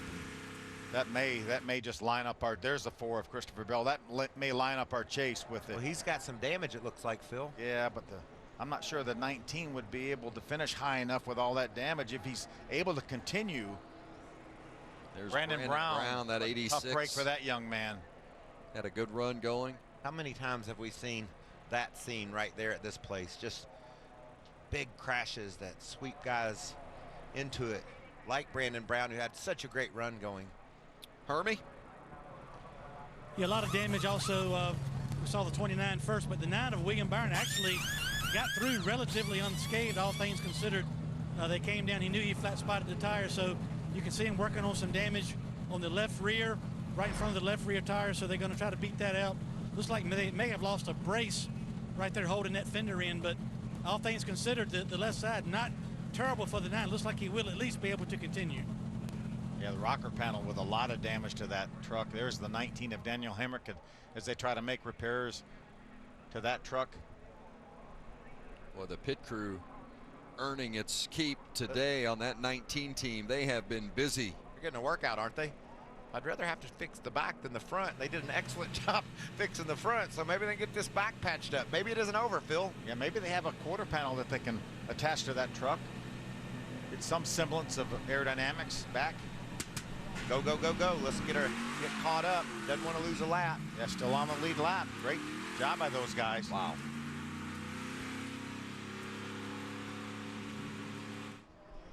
Look at the cleanup.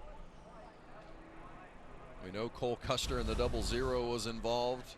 The 86 of Brandon Brown, the 41 of Rhodes, the second truck up there on the outside. That's where it all started. Looked like he might have got a shove from the 17 of Timothy Peters. Well, I talked about how he's able to push so well. That means he's always up against the truck in front of him, and there isn't any room for Timothy to push him ahead because he's already bottomed out against the truck in front of him, caused him to go sideways. Look at all that sheet metal flying through the air and those trucks grinding to a stop. I'd mentioned Matt Titt was involved. He is not. Matt right now is in the second position. He got through that unscathed. The 5 of Corbin Forrester, the 05 of John West Townley. There is the 07 of Cody Ware. You mentioned the 00 of Cole Custer, the 86 of Brandon Brown.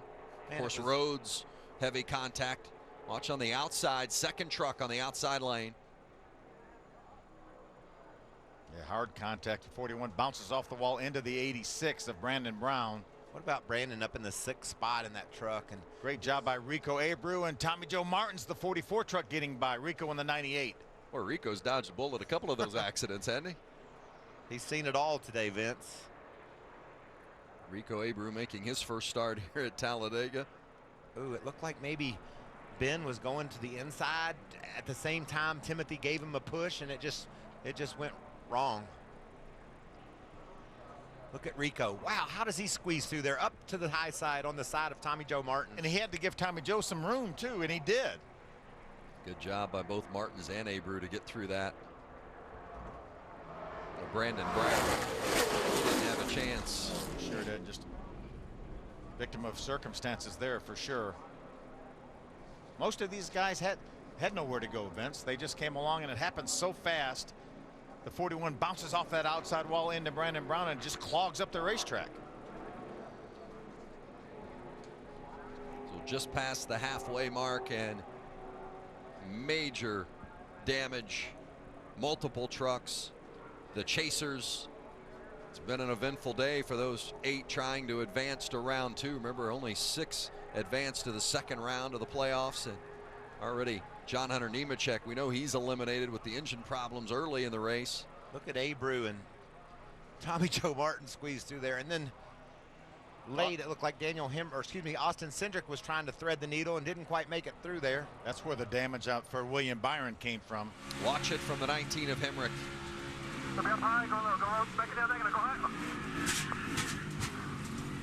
We're hearing that maybe the 07 of Cody Ware got him from behind. Heard that hit late. I looked up, might have been William Byron. That Keep it rolling. Track is clear. Keep it rolling. From Timothy Peters. See, look at that. Just before Timothy went to give him a push, Ben Rhodes changed lanes. It looked like he tried to dive into the corner a little bit early. Yeah, I agree with you. He looked like he jogged to the left just prior to that contact from Timothy. And watch him clip the 86 of Brandon Brown. Wow, that's a huge impact. Just tore the whole front end off that truck. So many just had nowhere to go, including the 5 of Forrester, the 05 of John Westelli. They just had nowhere to go. 000 of Cole Custer. Looks like they're welded together right here. They're going to come off the racetrack all together. And look at the 98 going by just on the bottom with the 44. Those two trucks somehow skate by on the low side, and then they have to drive abruptly to the top in order to miss another spinning truck. Great job by those two drivers. Yeah, I think they were actually making contact side by side there. 98 of Abreu and the 44 of Tommy Joe Martins. Tommy Joe said, Rico, I need a little bit of room here. Move up, bud. They worked that out. Tommy Joe's got a new sponsor, BootDaddy.com. I'm sure he's going to get Rico a pair of boots out of that.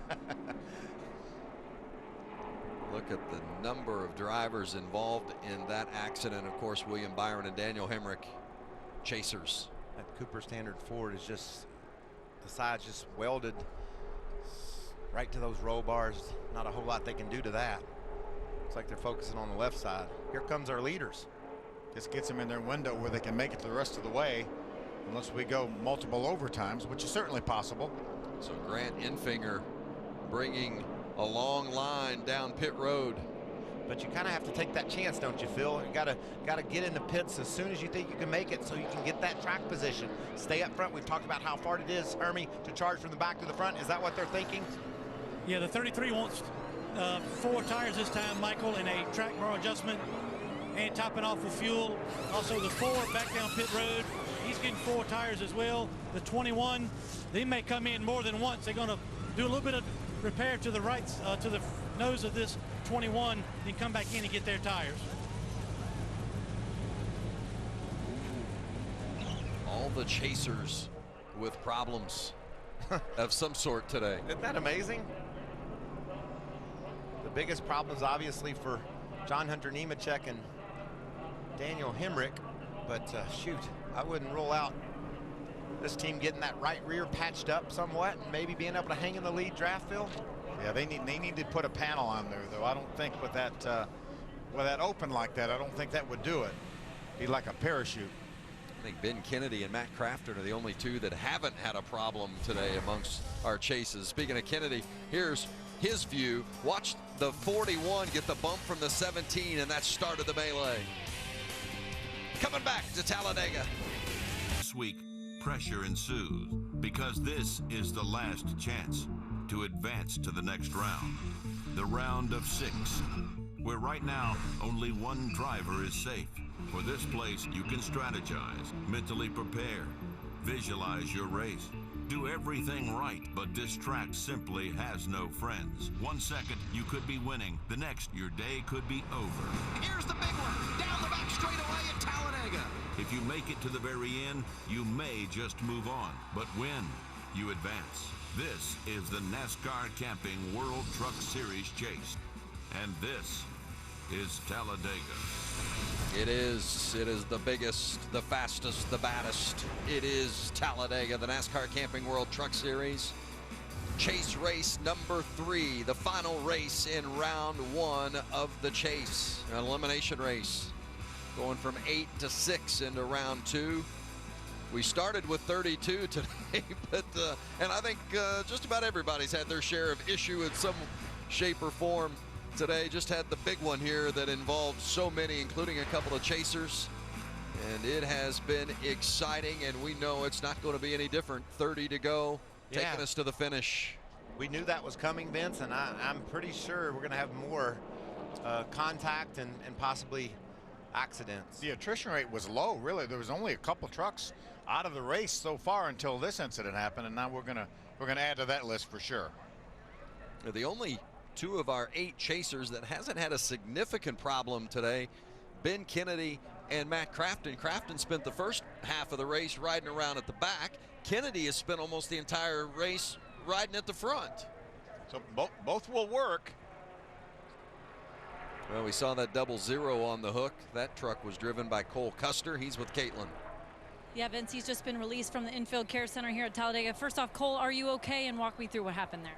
Yeah, I'm good. I just, I don't know, in the first one, I guess, I don't know what happened in the tri-oval. I guess the 05 just got squirrely and hit us, and it kind of sent us back there. We were just a lap down trying to just wait it out for a caution, and somebody got squirrely in the front. I couldn't really see it, and after that, I couldn't see anything, and I was on the brakes as hard as I could and wouldn't stop. So we just got collected in and nowhere to go. But we had a really fast truck. I thought we were going to have a shot to win it, even with the damage. So it's a shame for everybody on this one main Chevy. It's just, it really sucks, but we'll move on to the next one. Thank you. Frustrating finish for Cole Custer here at Talladega. Vince? Yeah, Cole Custer will drive the Xfinity car for Stewart Haas Racing next year, hoping yet to get another truck win on his resume before the season is out. And there's what's left of Brandon Brown's machine. Just before the big crash, that was a 6th place running machine, and now it's nothing but scrap metal. There's Ben Rhodes' truck. Hard hit to the outside wall for Ben, and then bounced off of that into Brandon Brown. Cole Custer described it pretty good. First of all, the 00 got squirrely, or excuse me, 05. The 05 got squirrely, and then the 41 got squirrely. If he's been watching where I'm watching from, they've all been squirrely. So we saw Cole Custer there with Caitlin, so obviously he's been released from the care center, as has John West Townley, Corbin Forrester, Ben Rhodes, Brandon Brown, all released, all okay. And it's good news when you see the heaviness of the impact some of those trucks took. Vince, you might say, we've taken so many trucks out of this race now with that incident, out of contention, certainly, that maybe there aren't enough trucks left to have something like that happen. But believe me, they just keep watching. Just keep watching. It could happen again. It just takes 2 to tango. Plenty of racing left. Plenty of excitement. The speed and the drama of Talladega.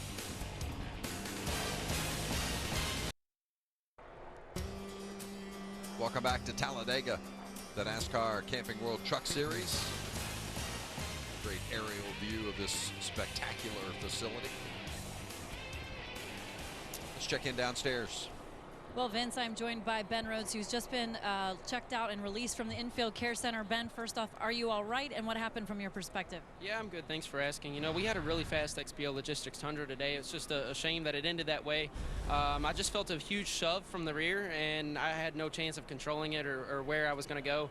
At the same time, I was trying to follow the 24 down to get a good side draft and push him to the lead. I was hoping he was going to pull me with him, and maybe we could both get down there. But this is the best run we've had in I guess, a couple races now. It's just been a tough year. These incidents happen, and it seems like this has kind of been the story of our year, getting caught up in messes that may or may not be caused by us. And, we just got to keep going from here and go to Martinsville. Thank you, Ben. Vince? I was so glad to see Ben Rhodes out of that care center and doing okay. That was a huge hit. Getting ready for the restart. Grant Enfinger inside, Matt Tift outside. Coming through the tri-oval, awaiting that waving of the green flag. And there it is.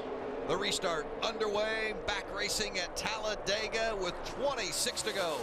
How about that 88 of Matt Crafton that's found himself up in the 4th position? We told you any strategy could work here. We've seen Timothy Peters at the front of the pack all day. Now Matt Crafton, who'd been at the back, finds himself racing, trying to get the lead. Well, look how close they are. Everybody pushing. Now, after that huge crash, you'd think maybe everybody be a little bit more conservative and calm down. Doesn't work that way. I wouldn't think that at all. I've seen this too many times. That'd be common sense, wouldn't it? We've got to go now. Laps are winding down. You come to Talladega, they suck the common sense right out of your body. Look at Cameron Haley, who hadn't called his name all day. He's now up inside the top 10. That's Haley, the third one in line on the outside. That neon color. What color do you call that, Mike? That pinkish red? Dayglow red, maybe, something like that.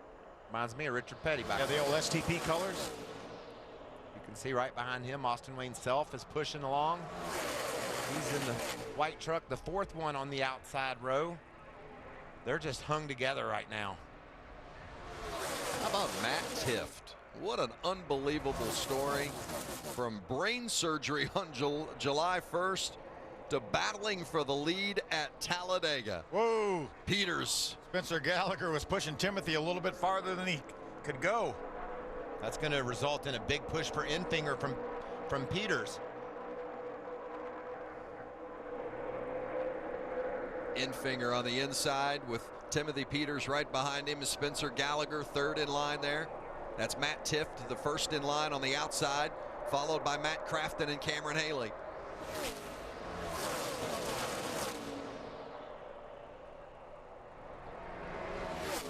Remember the 19 truck of Daniel Hemrick with all that damage. He's still up in there. You see right side of your screen in the 19 truck being shown in the 16th spot right now. Not out of it. Not at all. He's able to keep up. That's what that was all about, repairing the truck good enough so he could stay in the draft. That opens up the possibilities of another crash, him sneaking through, and another chaser not. Yeah, you got to give a lot of credit to that over-the-wall gang of that 19 team for Hemrick and the repairs that they have done to that truck as you ride on board with Daniel Hemrick. William Byron just ahead of him in the 9. Ross Chastain up ahead of the left in the 66. Reed Sorensen, the 49 truck, gets shuffled out to the outside. He's going to drop to the back of this pack. He was up in there battling for a top 10 position, Phil. When that happened, maybe got a little squirrely in the tri-oval, like Cole Custer said. Maybe a little hot. Could have been overheating a little bit. Need to get a little fresh air to that truck. Grant Enfinger leading the pack. He's led 23 laps already. Vince, that's the most of anyone today. Finished 5th earlier this season at Atlanta. Remember, he was our pole winner at Daytona. Started off the season with that great qualifying effort. Ended up 20th that day and then backed it up the next week at Atlanta with a 5th place finish. 3 straight top 10s for Enfinger. Was 8th at Michigan, 6th at Chicago, 10th last time out at Vegas. He knows what it's like to run up front. I just don't know what I think about his line, Phil. He's just running about a half a truck off the bottom. That thing slips a little bit, and Timothy Peters will go under him. I like to protect myself right down against that line if I can. Absolutely. That double yellow line is his friend, our 2015 ARCA Racing Series champion, Grant Enfinger. Got a couple teammates behind Timothy Peters. Teammates to Grant Enfinger from GMS. Spencer Gallagher, the 23, Ben Kennedy, the 33, and then Johnny Sauter, the 21. All 4 GMS Racing Chevrolets lined up on the inside line. That's pretty amazing. The whole organization has all their trucks in good shape at this point in the race. Matt Crafton, 32 points to the good in regards to advancing to the next round of the chase. Remember, early in the race, he was minus 10. But as the race has unfolded, the other chasers have had problems. Crafton has moved his way toward the front. He's looking pretty good right now. Desperation time for Daniel Hemrick. A couple of instances of contact for Hemrick have been costly today. Yeah, he's going to need some help right now. He finds himself 22 points below the cut line. He's going to have some help. He's going to have a better finish than where he's running, and he's going to have some of these guys have a little bit of trouble. Down the backstretch and into turn 3, 33-degree banking at 190 miles per hour. We only have 22 trucks on the track, Phil, so time's a ticking against Hemrick as well. Coming to the line, Enfinger leading the way. Camping World 20 to go at Talladega.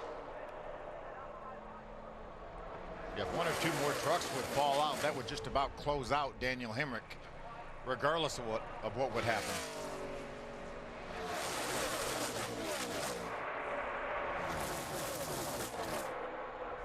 We talk so much about the chase, justifiably so, but for those trucks and drivers, teams that aren't in the chase, winning a race makes their season. Yeah, It's not all about the chase today. You're exactly right, Vince. We're going to have 6 guys that transfer on to the next round, but we're going to have 26 guys and girls trying to win races here to the end of the season. Yeah, that trophy from Talladega on your mantle is something that it's just hard to describe how important it is for these truckers to get to victory lane, especially at a place like Talladega. Don't go away. The closing laps of Talladega when we return. Less than 20 to go at Talladega, the NASCAR Camping World Truck Series. The elimination race in round 1. Third race of the chase. Right now, the race is being led by Grant Enfinger, followed by Timothy Peters, who's won the last 2 races here at Talladega. And of course, Peters in the chase. Enfinger just looking for his first career win. So many of the chasers have had problems today. Most notably, John Hunter Nemechek had an engine go early in the race. He's out, not going to advance to round 2. And Daniel Hemrick has had a couple of instances of contact, and he's on the outside looking in right now with a very damaged race truck.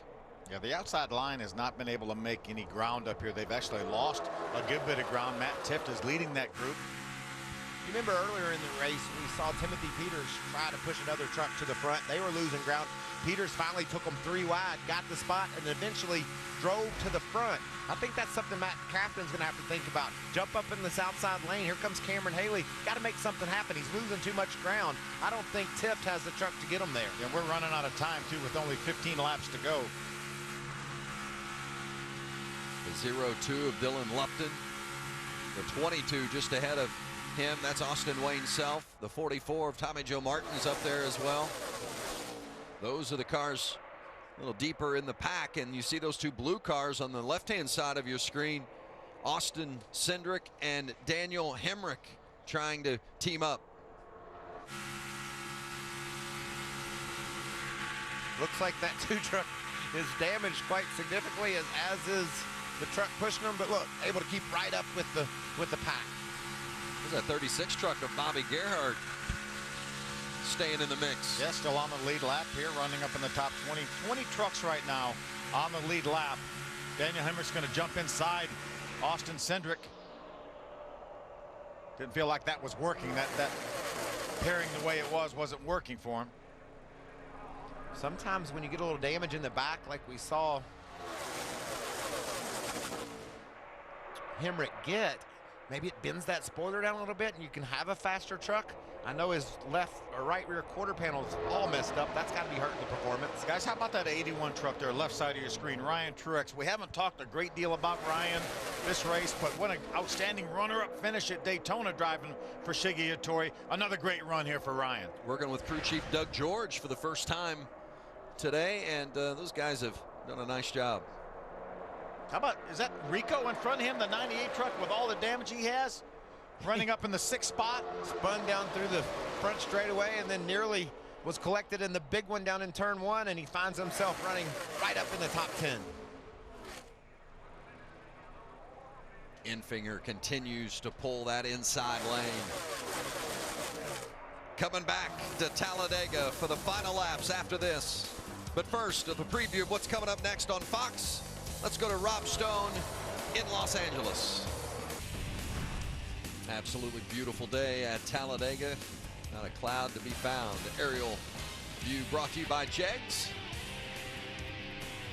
A great scene it is to survey this entire property, over 3,000 acres, and of course the racetrack itself is something to be seen, that's for sure.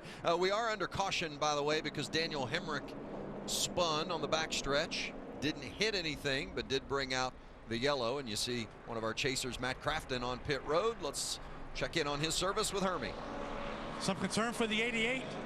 Vince, as he comes down pit road, they think they may beat down a cylinder. They're going to come down, lift the hood, and check the plug wires, make sure they don't have a plug wire off. But some tense moments here for the 88, and the engine, I'm standing here, does not sound very good at all.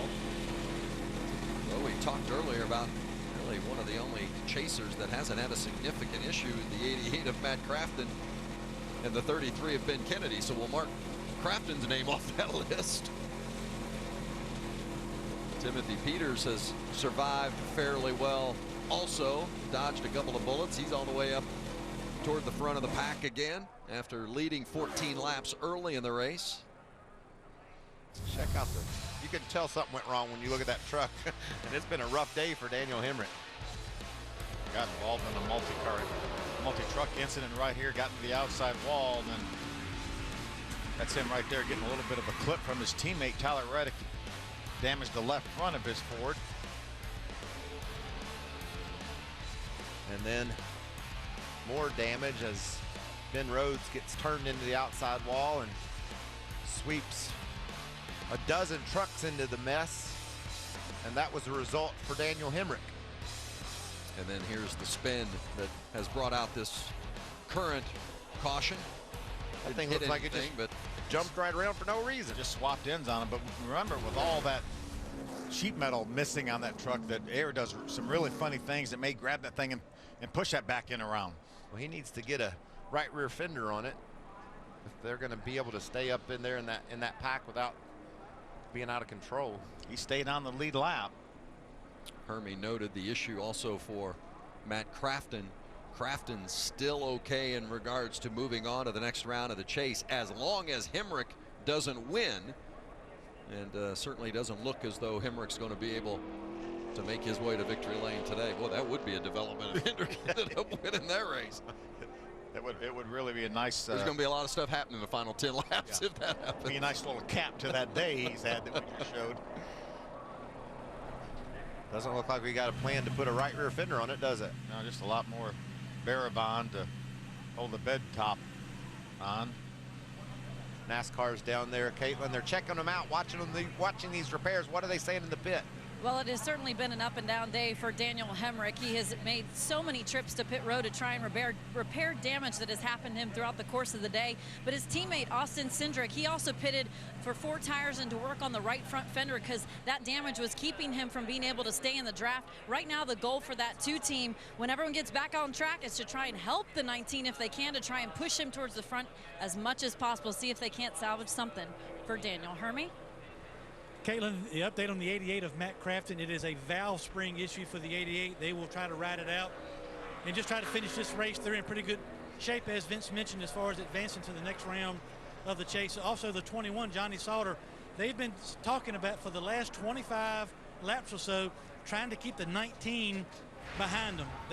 Earlier today, it was the 19 had to finish 14 spots ahead of the 21 to knock him out of the chase. Now, they just told Johnny Sauter the 19 would have to win actually to advance. So you may see Johnny Sauter, now that that's taken care of, be a little bit more aggressive as we head down the stretch. So now that the guys know what the score is in regards to the chase, you don't expect Hemrick to win, obviously, with all the damage that he's got. So Crafton's got a problem. Herbie just reported on Sauter. Who do you like? I mean, are one of these chasers going to be able to get it done, or are we going to see one of the non-chasers get to victory lane today? Well, we watched practice yesterday, Vince, and Phil and I both agree that Timothy Peters was the strongest truck we saw. That certainly was an impressive run right there for Grant Enfinger. He was able to get out in front, and Peters really couldn't close the gap. So whether Peters was just positioning himself for a last lap pass like we've seen here so often at Talladega, or Enfinger's really that strong. Michael, Enfinger has 42 teammates around him right now. All four of those trucks are up in the top 5. Well, speaking of Peters, let's check in with his crew chief. He's with Caitlin. Yeah, that's Shane Huffman stepping off the pit box to talk to us for a moment. These closing laps, what's the strategy for the 17 truck?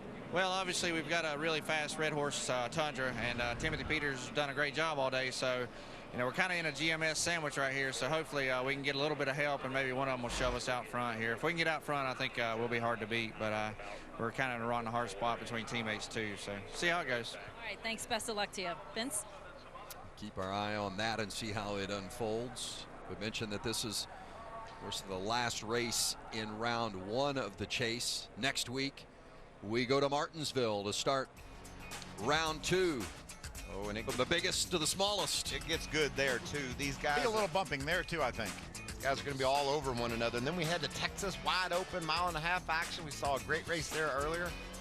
On the great flat 1 mile track at Phoenix. Then to the final at Homestead. The slippery Homestead Speedway. Yeah, the Texas track and the Homestead track are both the same size, but they drop totally different. It'll be so cool to see these guys sorted out as we race to the championship. Herbie? Well, Jeff Stankiewicz is the crew chief for the 24 Grant Enfinger. What a tremendous job your team and your driver has done today. What advice do you give him heading down the stretch as he tries to get this first career victory? Yeah, everybody at GMS has done a really good job with this speedway effort. Biggest thing for Grant right now at the end is just stay glued on the bottom. I think when the white flag comes out, it's going to be every man for himself. Hopefully it works out and we can get all our teammates lined up there and hopefully shuffle the 17 out. It's our best bet here. And then I think with 1 to go, it's every man for himself. So everybody's done a great job. Grant's doing a superb job out there right now. So it's going to be the longest 8 laps ever. That's Jeff Stankiewicz. Vince, you guys think this is the last restart or potentially 1 or 2 more? Well, I don't know. Well, I like, though, if I'm Stankiewicz, I like the fact that he's got a couple of teammates right behind him. How good is that for Grant Enfinger? Right now, it's set up perfectly for him to just ride that apron, ride right along on the bottom of the racetrack to the white flag at least. I love the position he's in. But Timothy has a real fast GMS teammate right behind him. Teammate the guys on the inside. You see the history, a last lap pass for the win in half of our races here at Talladega. We wouldn't be surprised to see it happen again. Coming to green, just a few laps to go, 7 to go at Talladega. Remember when Timothy Peters was up on that outside leading that lane earlier, he was able to grab the lead from the outside. No one else has done that. He didn't get a great start. We could see a good push from Gallagher into Enfinger, giving him the advantage. Can Peters rally? Peters, the first truck on that outside line, but he's 4 trucks back. 3 GMS teammates, 1, 2, 3, Enfinger, Gallagher, Kennedy. Here comes Peters. And Sauter on the inside, too. Yep. Here comes Peter. He's got Rico Abreu right on his tailgate, and that's Christopher Bell behind them. A couple of dirt racers here at Talladega pushing that 17 truck, and they're coming. Look at the momentum he's gained. He was behind Johnny Sauter 1/2 lap ago. Now he's dead even. Grant Enfinger jumps up to block the 17. 6 to go at Talladega. Who's going to win it? That was a great move by 88 Enfinger. of Crafton blowing up. Caution is out. So to answer to Hermie's question just before the restart, is this the last one we're going to see? No. Now Grant Enfinger did a perfect job on that restart, got the advantage, was able to move up in front of Timothy Peters and keep the lead. His reward for getting to do all that, he gets to do it again. and maybe again.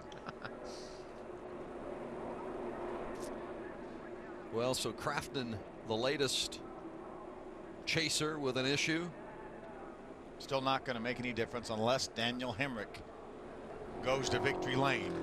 And certainly that is unlikely considering the amount of damage that Hemrick has had. As you look at that 19 truck, he's still on the track, so I guess it's possible. It's amazing that he's still running up in the 14th position right now. I've seen a lot of strange things at Talladega, but I don't think I would have ever seen anything as strange as that truck going to victory lane if it happens. And that's what Matt Crafton's thinking too. I broke my truck, but I think I'm going to be able to race for a championship when we head to Martinsville next week. And Phil, Matt Crafton's pretty good at Martinsville. Yes, he is.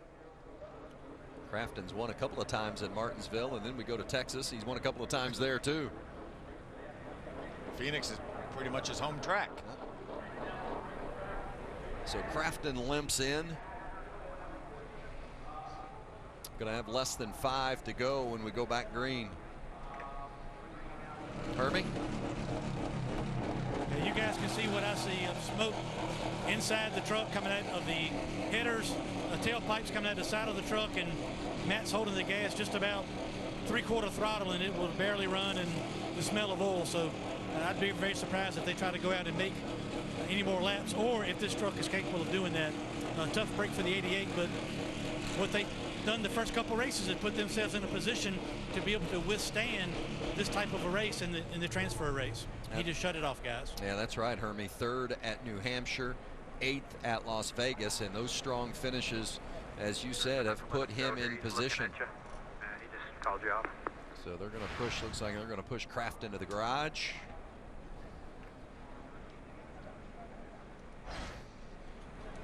But those first 2 finishes we mentioned at New Hampshire and Las Vegas, when you have those good finishes, 3rd and 8th, it allows you some wiggle room in this final race, and that's paying off for Matt Crafton and that 88 team today. And you have to really feel for Daniel Hemrick too. He had that 28th place finish when he cut down that tower at Loudon. Other than that, his other 5 starts, the worst finish he had was 3rd. Last 5 of the last 6 races, 3 thirds and 2 seconds. But that 28th at Loudon is going to keep him from advancing on in this chase. Now he's just going to focus on going and winning races, just like we saw teammate Tyler Reddick do the last time out in Las Vegas. Yeah, when you look at the last couple of months for Hemrick, I mean, the last 10 races, 7 top 3 finishes. Yeah, he has been so close, knocking on the door of his first win, but just hasn't been able to get it. Not going to advance to the next round of the chase, but maybe a win is still coming for Daniel Hemrick. Well, the laps are winding down now, only 4 to go, and we did not get 1 to go from the flag man.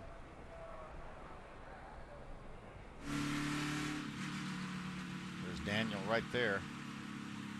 Not any quit in that 19 team today, that's for sure. Those over-the-wall guys have done a great job just being able to repair it as much as they have. Give a couple shout outs here, Vince. One, Tommy Joe Martins, he's up in the 11th spot. And we asked early in the race, could Travis Quapple race all the way back to the front? Well, he's up to 12th. He's almost there. He's done a great job of keeping that truck out of trouble and getting himself in a position for a great finish. Yeah, Tommy Joe Martin's best career finish is 15th. He did that at Michigan earlier this year. Might be in line there. He has the BootDaddy.com Chevrolet. Great job by that bunch to keep him out there and keep him out of trouble. And truck looks pretty good. Yeah, if he could come away with a top 10 finish here after narrowly missing the big crash down in turns 1 and 2, that would be quite an accomplishment for that team. Well, we've talked a lot today about the problems that our chasers have had. John Hunter Nemechek, watch that number 8 truck. That's never a good sign. Catastrophic engine failure there for the 8 truck. Fire alarm, fire alarm. So that ended Nemechek's chase hopes early. And then the situation involving John West Townley in the accident caught Daniel Hemrick. Hemrick suffered some pretty significant damage. Yeah, certainly wounded that truck, but they lost a lap, got it back. Johnny Sauter had to change a left front shock on his GMS truck. Christopher Bell had a broken shifter. Had to make several pit stops to have that addressed. And then again, the 0-2 going around. Hard contact for the Hightower in the 71 truck.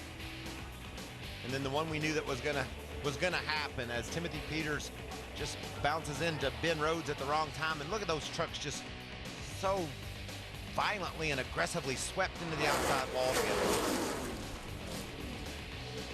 A lot of good trucks out of contention. Brandon Brown right there, the 86 truck. Corbin Forrester, the 5. Cole Custer, the 00.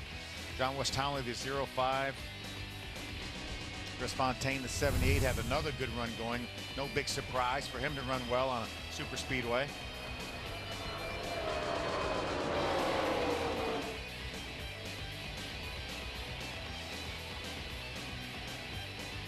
Look at that. And look at the job some of those guys did. We saw Rico Abreu slip through. Spencer Gallagher nearly missed the big crash. He's currently in 2nd spot. How about Rico right now in the 6th spot? Well, as you look at our race summary, Grant Enfinger is our leader, and he has led the most laps today, 43. Still got 19 trucks on the lead lap, and they are lined up side by side. They'll be coming to green this time by, and when they take the green, there will be 2 laps to go. Yeah, this is not considered overtime. We have 2 laps to go here. If they could manage to get back around one more time to the white flag, then we know that the next flag would finish it. How about the damage on William Byron's truck back there in the 8th spot? He's got the whole side wiped off of it, but yet he's still in contention here. Just set the stage here. Those 2 trucks in the front are teammates, Grant Enfinger and Spencer Gallagher. That's Gallagher on the inside. Both of those drivers seeking their first career wins. Neither made the chase, hoping to score their first career victory today. Timothy Peters on the inside, 2nd row back. He's won this race the last 2 years, trying to make it 3 in a row. There will be 2 to go when they take the green, and it is waving at Talladega. Who's going to win it? They're already fighting for space. Looks like Ben Kennedy's giving a good push to Grant Enfinger. We've talked about the speed of the 17 truck, Timothy Peters. He's on the inside now. He's behind Spencer Gallagher. That's Gallagher in the 23 truck on the bottom. Remember, you can bump, but you're not supposed to lock on and push. There'll be a lot of bumping going on. Look at the 33 bumping the 24. Enfinger back to the front. Can Gallagher on that inside line get up to him? It looks like Enfinger is going to take the point. Got a good push from his teammate, the 33 of Kennedy, to get out front. They're bumping back behind Johnny Sauter, the 11 of Tift, bumping the 9 of Byron. It's going to get crazy, as if it hasn't already. They're coming to the white flag. Grant Enfinger's going to have to block both lines somehow. The final lap at Talladega. Grant Enfinger trying to hold on for his first career win. Here comes Spencer Gallagher challenging, and Ben Kennedy on the outside taking a look. Will they make it back? He has too big a lead. He has too big a lead. Oh, there goes. They're bumping in the back. Haley is into the wall. No caution yet. Enfinger trying to hold on. Now Gallagher making a charge from the inside. Ben Kennedy pushing hard on the back of the 24 truck of Grant Enfinger. Through turn 4, coming to the tri-oval. Who's going to win? Is Enfinger going to be able to hold off his teammate Spencer Gallagher? His first career win. Grant Enfinger does it at Talladega. How about that? Hometown boy does good, huh? Isn't that great? Great for Grant Enfinger. That is awesome. Yeah, these guys have to back off now. Remember, the 13 of Cameron Haley is wrecked over there in the backstretch. You see him moving around in the truck, but a lot of damage. Man, that was intense, wasn't it? So Cameron Haley climbs out. They raced back to the checkered, and Grant Enfinger held off his teammate Spencer Gallagher for his first career win. Hermie? What a job your guys did, and first career Truck Series win, but that guy behind the wheel has won some big races, and he showed his experience in those final couple restarts. Yeah, Grant's a very talented race car driver. I'm so happy to see him win this race. He deserves it more than anybody. He's worked his butt off in this sport. Just thankful for everybody at GMS, everybody, Bo that hangs the bodies, hockey does all about it, everybody that touched this thing, everybody in the finish fab. This Speedway racing is a total team effort, and everybody that works on them. It's such a great job for us to have all our trucks up here running like it at the end and to qualify up front. It says everything about GMS, and so proud to work here. Thank you. So proud to work here, proud of Grant, proud of everybody. I just can't say it enough, but man, that was a long 8 laps, and I'm glad to be done with it. Just happy for everybody. That's Jeff Stankiewicz. Grant Enfinger qualifies on the pole at Daytona, and he wins at Talladega. The fourth driver to get his first win here in 2016. Grant Enfinger does it at Talladega. College football coming up next on Fox, but stay with us. More from Talladega. Utah and UCLA will follow us. It'll be tough to top the excitement we saw here today. Grant Enfinger from Fairhope, Alabama, his home track, and he rolls into victory lane. Oh, what a sweet feeling it must be for that young man. It's got to be the best, doesn't it, Vince? In front of your friends and your fans and your hometown track. Here's our 6 drivers that advanced to round 2 of the chase with their results today. We'll have another nail biter at the end of that round at Phoenix to see who goes to Homestead to race for a championship. Unfortunately, Daniel Hemrick didn't make it to round 2. Frustrating day for the 19 team. He's with Caitlin. Yeah, Vince, certainly a down day for Daniel Hemrick and the 19 team. But what kind of goals can you set for yourself for the rest of the season? Just go win races, something we can't short of doing. Sometimes on my part, sometimes on all of us as a whole, but we win and lose as a group. So today was definitely a trial, it's completely full of trials and trying to overcome things. And you know, all we can do now, like I said, is go try to win races. Just really proud of all these guys. It wasn't for a lack of effort. We got involved in 3 or 4 different, you know, situations there and never found an opportunity to get back to the front. And we almost started making a little bit of headway, and without a quarter panel there, just lost it off of 2. So just part of it. You know, obviously it sucks to not be able to go run for a championship here at the end of this year, but I'm just really proud of the effort for these guys. Go win some races and get these guys a victory lane. Thank you, Daniel. Vince. Wouldn't be surprised to see Hemrick win one before it's out. 3 of our top 5 were non-chasers, and how about Rico Abreu with a 4th place finish? Yeah, outstanding, but a lot of great driving today, and what a great job by GMS. Jeff Stankiewicz, the crew chief for that 24 truck, said it so important for the guys back at the shop. That race is won at the shop. 1-2 for GMS. Grant Enfinger, the winner, and Hermes with him in victory lane. Well, there he is. Grant Enfinger, first ever Camping World Truck Series victory. Man, congratulations. What a great day for you and your team. You win in your home state of Alabama. Camping World Trucks in first ever 1-2 finish for GMS, all wrapped up in one big present. Congratulations. It's unbelievable. You know, this is the home track. It's just so special, everybody that's here. Everybody's not here, but most everybody is. You know, me and my dad, and Greg Allen and Bobby Mazingo, and we came here as fans. That's how this whole deal started. So, and those guys are here today. So, man, a friend of mine, Big Wayne, he isn't doing good back home. His wife, Kelly, texted me earlier, and this is for him. And man, this is for all these guys right here. Can't say enough about them, about everybody here. So, it's pretty unbelievable. Plug phones on board, Homes to Excavation, Beasley Allen. They got my career started, Champion Power Equipment, and everybody at GMS Racing. This is a brand new truck. Is on the tubing rack a few weeks ago, and Jeff Stankiewicz, Trevor Pollard, all these guys behind us built it, and it's a rocket ship. It's the best truck out there. Made my job easier. Well, that's Grant Enfinger. He gets his first career Camping World Truck Series victory, and he does it at Talladega. And here's the 6 drivers that advanced to round 2 of the chase. The points will reset at 3,000. No bonus points for a round 1 win. Everybody starts even up next week at Martinsville. Well, still plenty of racing left to be done here this weekend at Talladega. NASCAR race day tomorrow morning here on FS1, or on FS1 Sunday 11:30 a.m. And then on NBCSN, the Sprint Cup Series race at Talladega. And of course, next weekend, round 2 of the chase begins at Martinsville. For Michael Waltrip and Phil Parsons, Hermie Sadler, and Caitlin Vincey, I'm Vince Welch. Congratulations to Grant Enfinger. He wins at Talladega.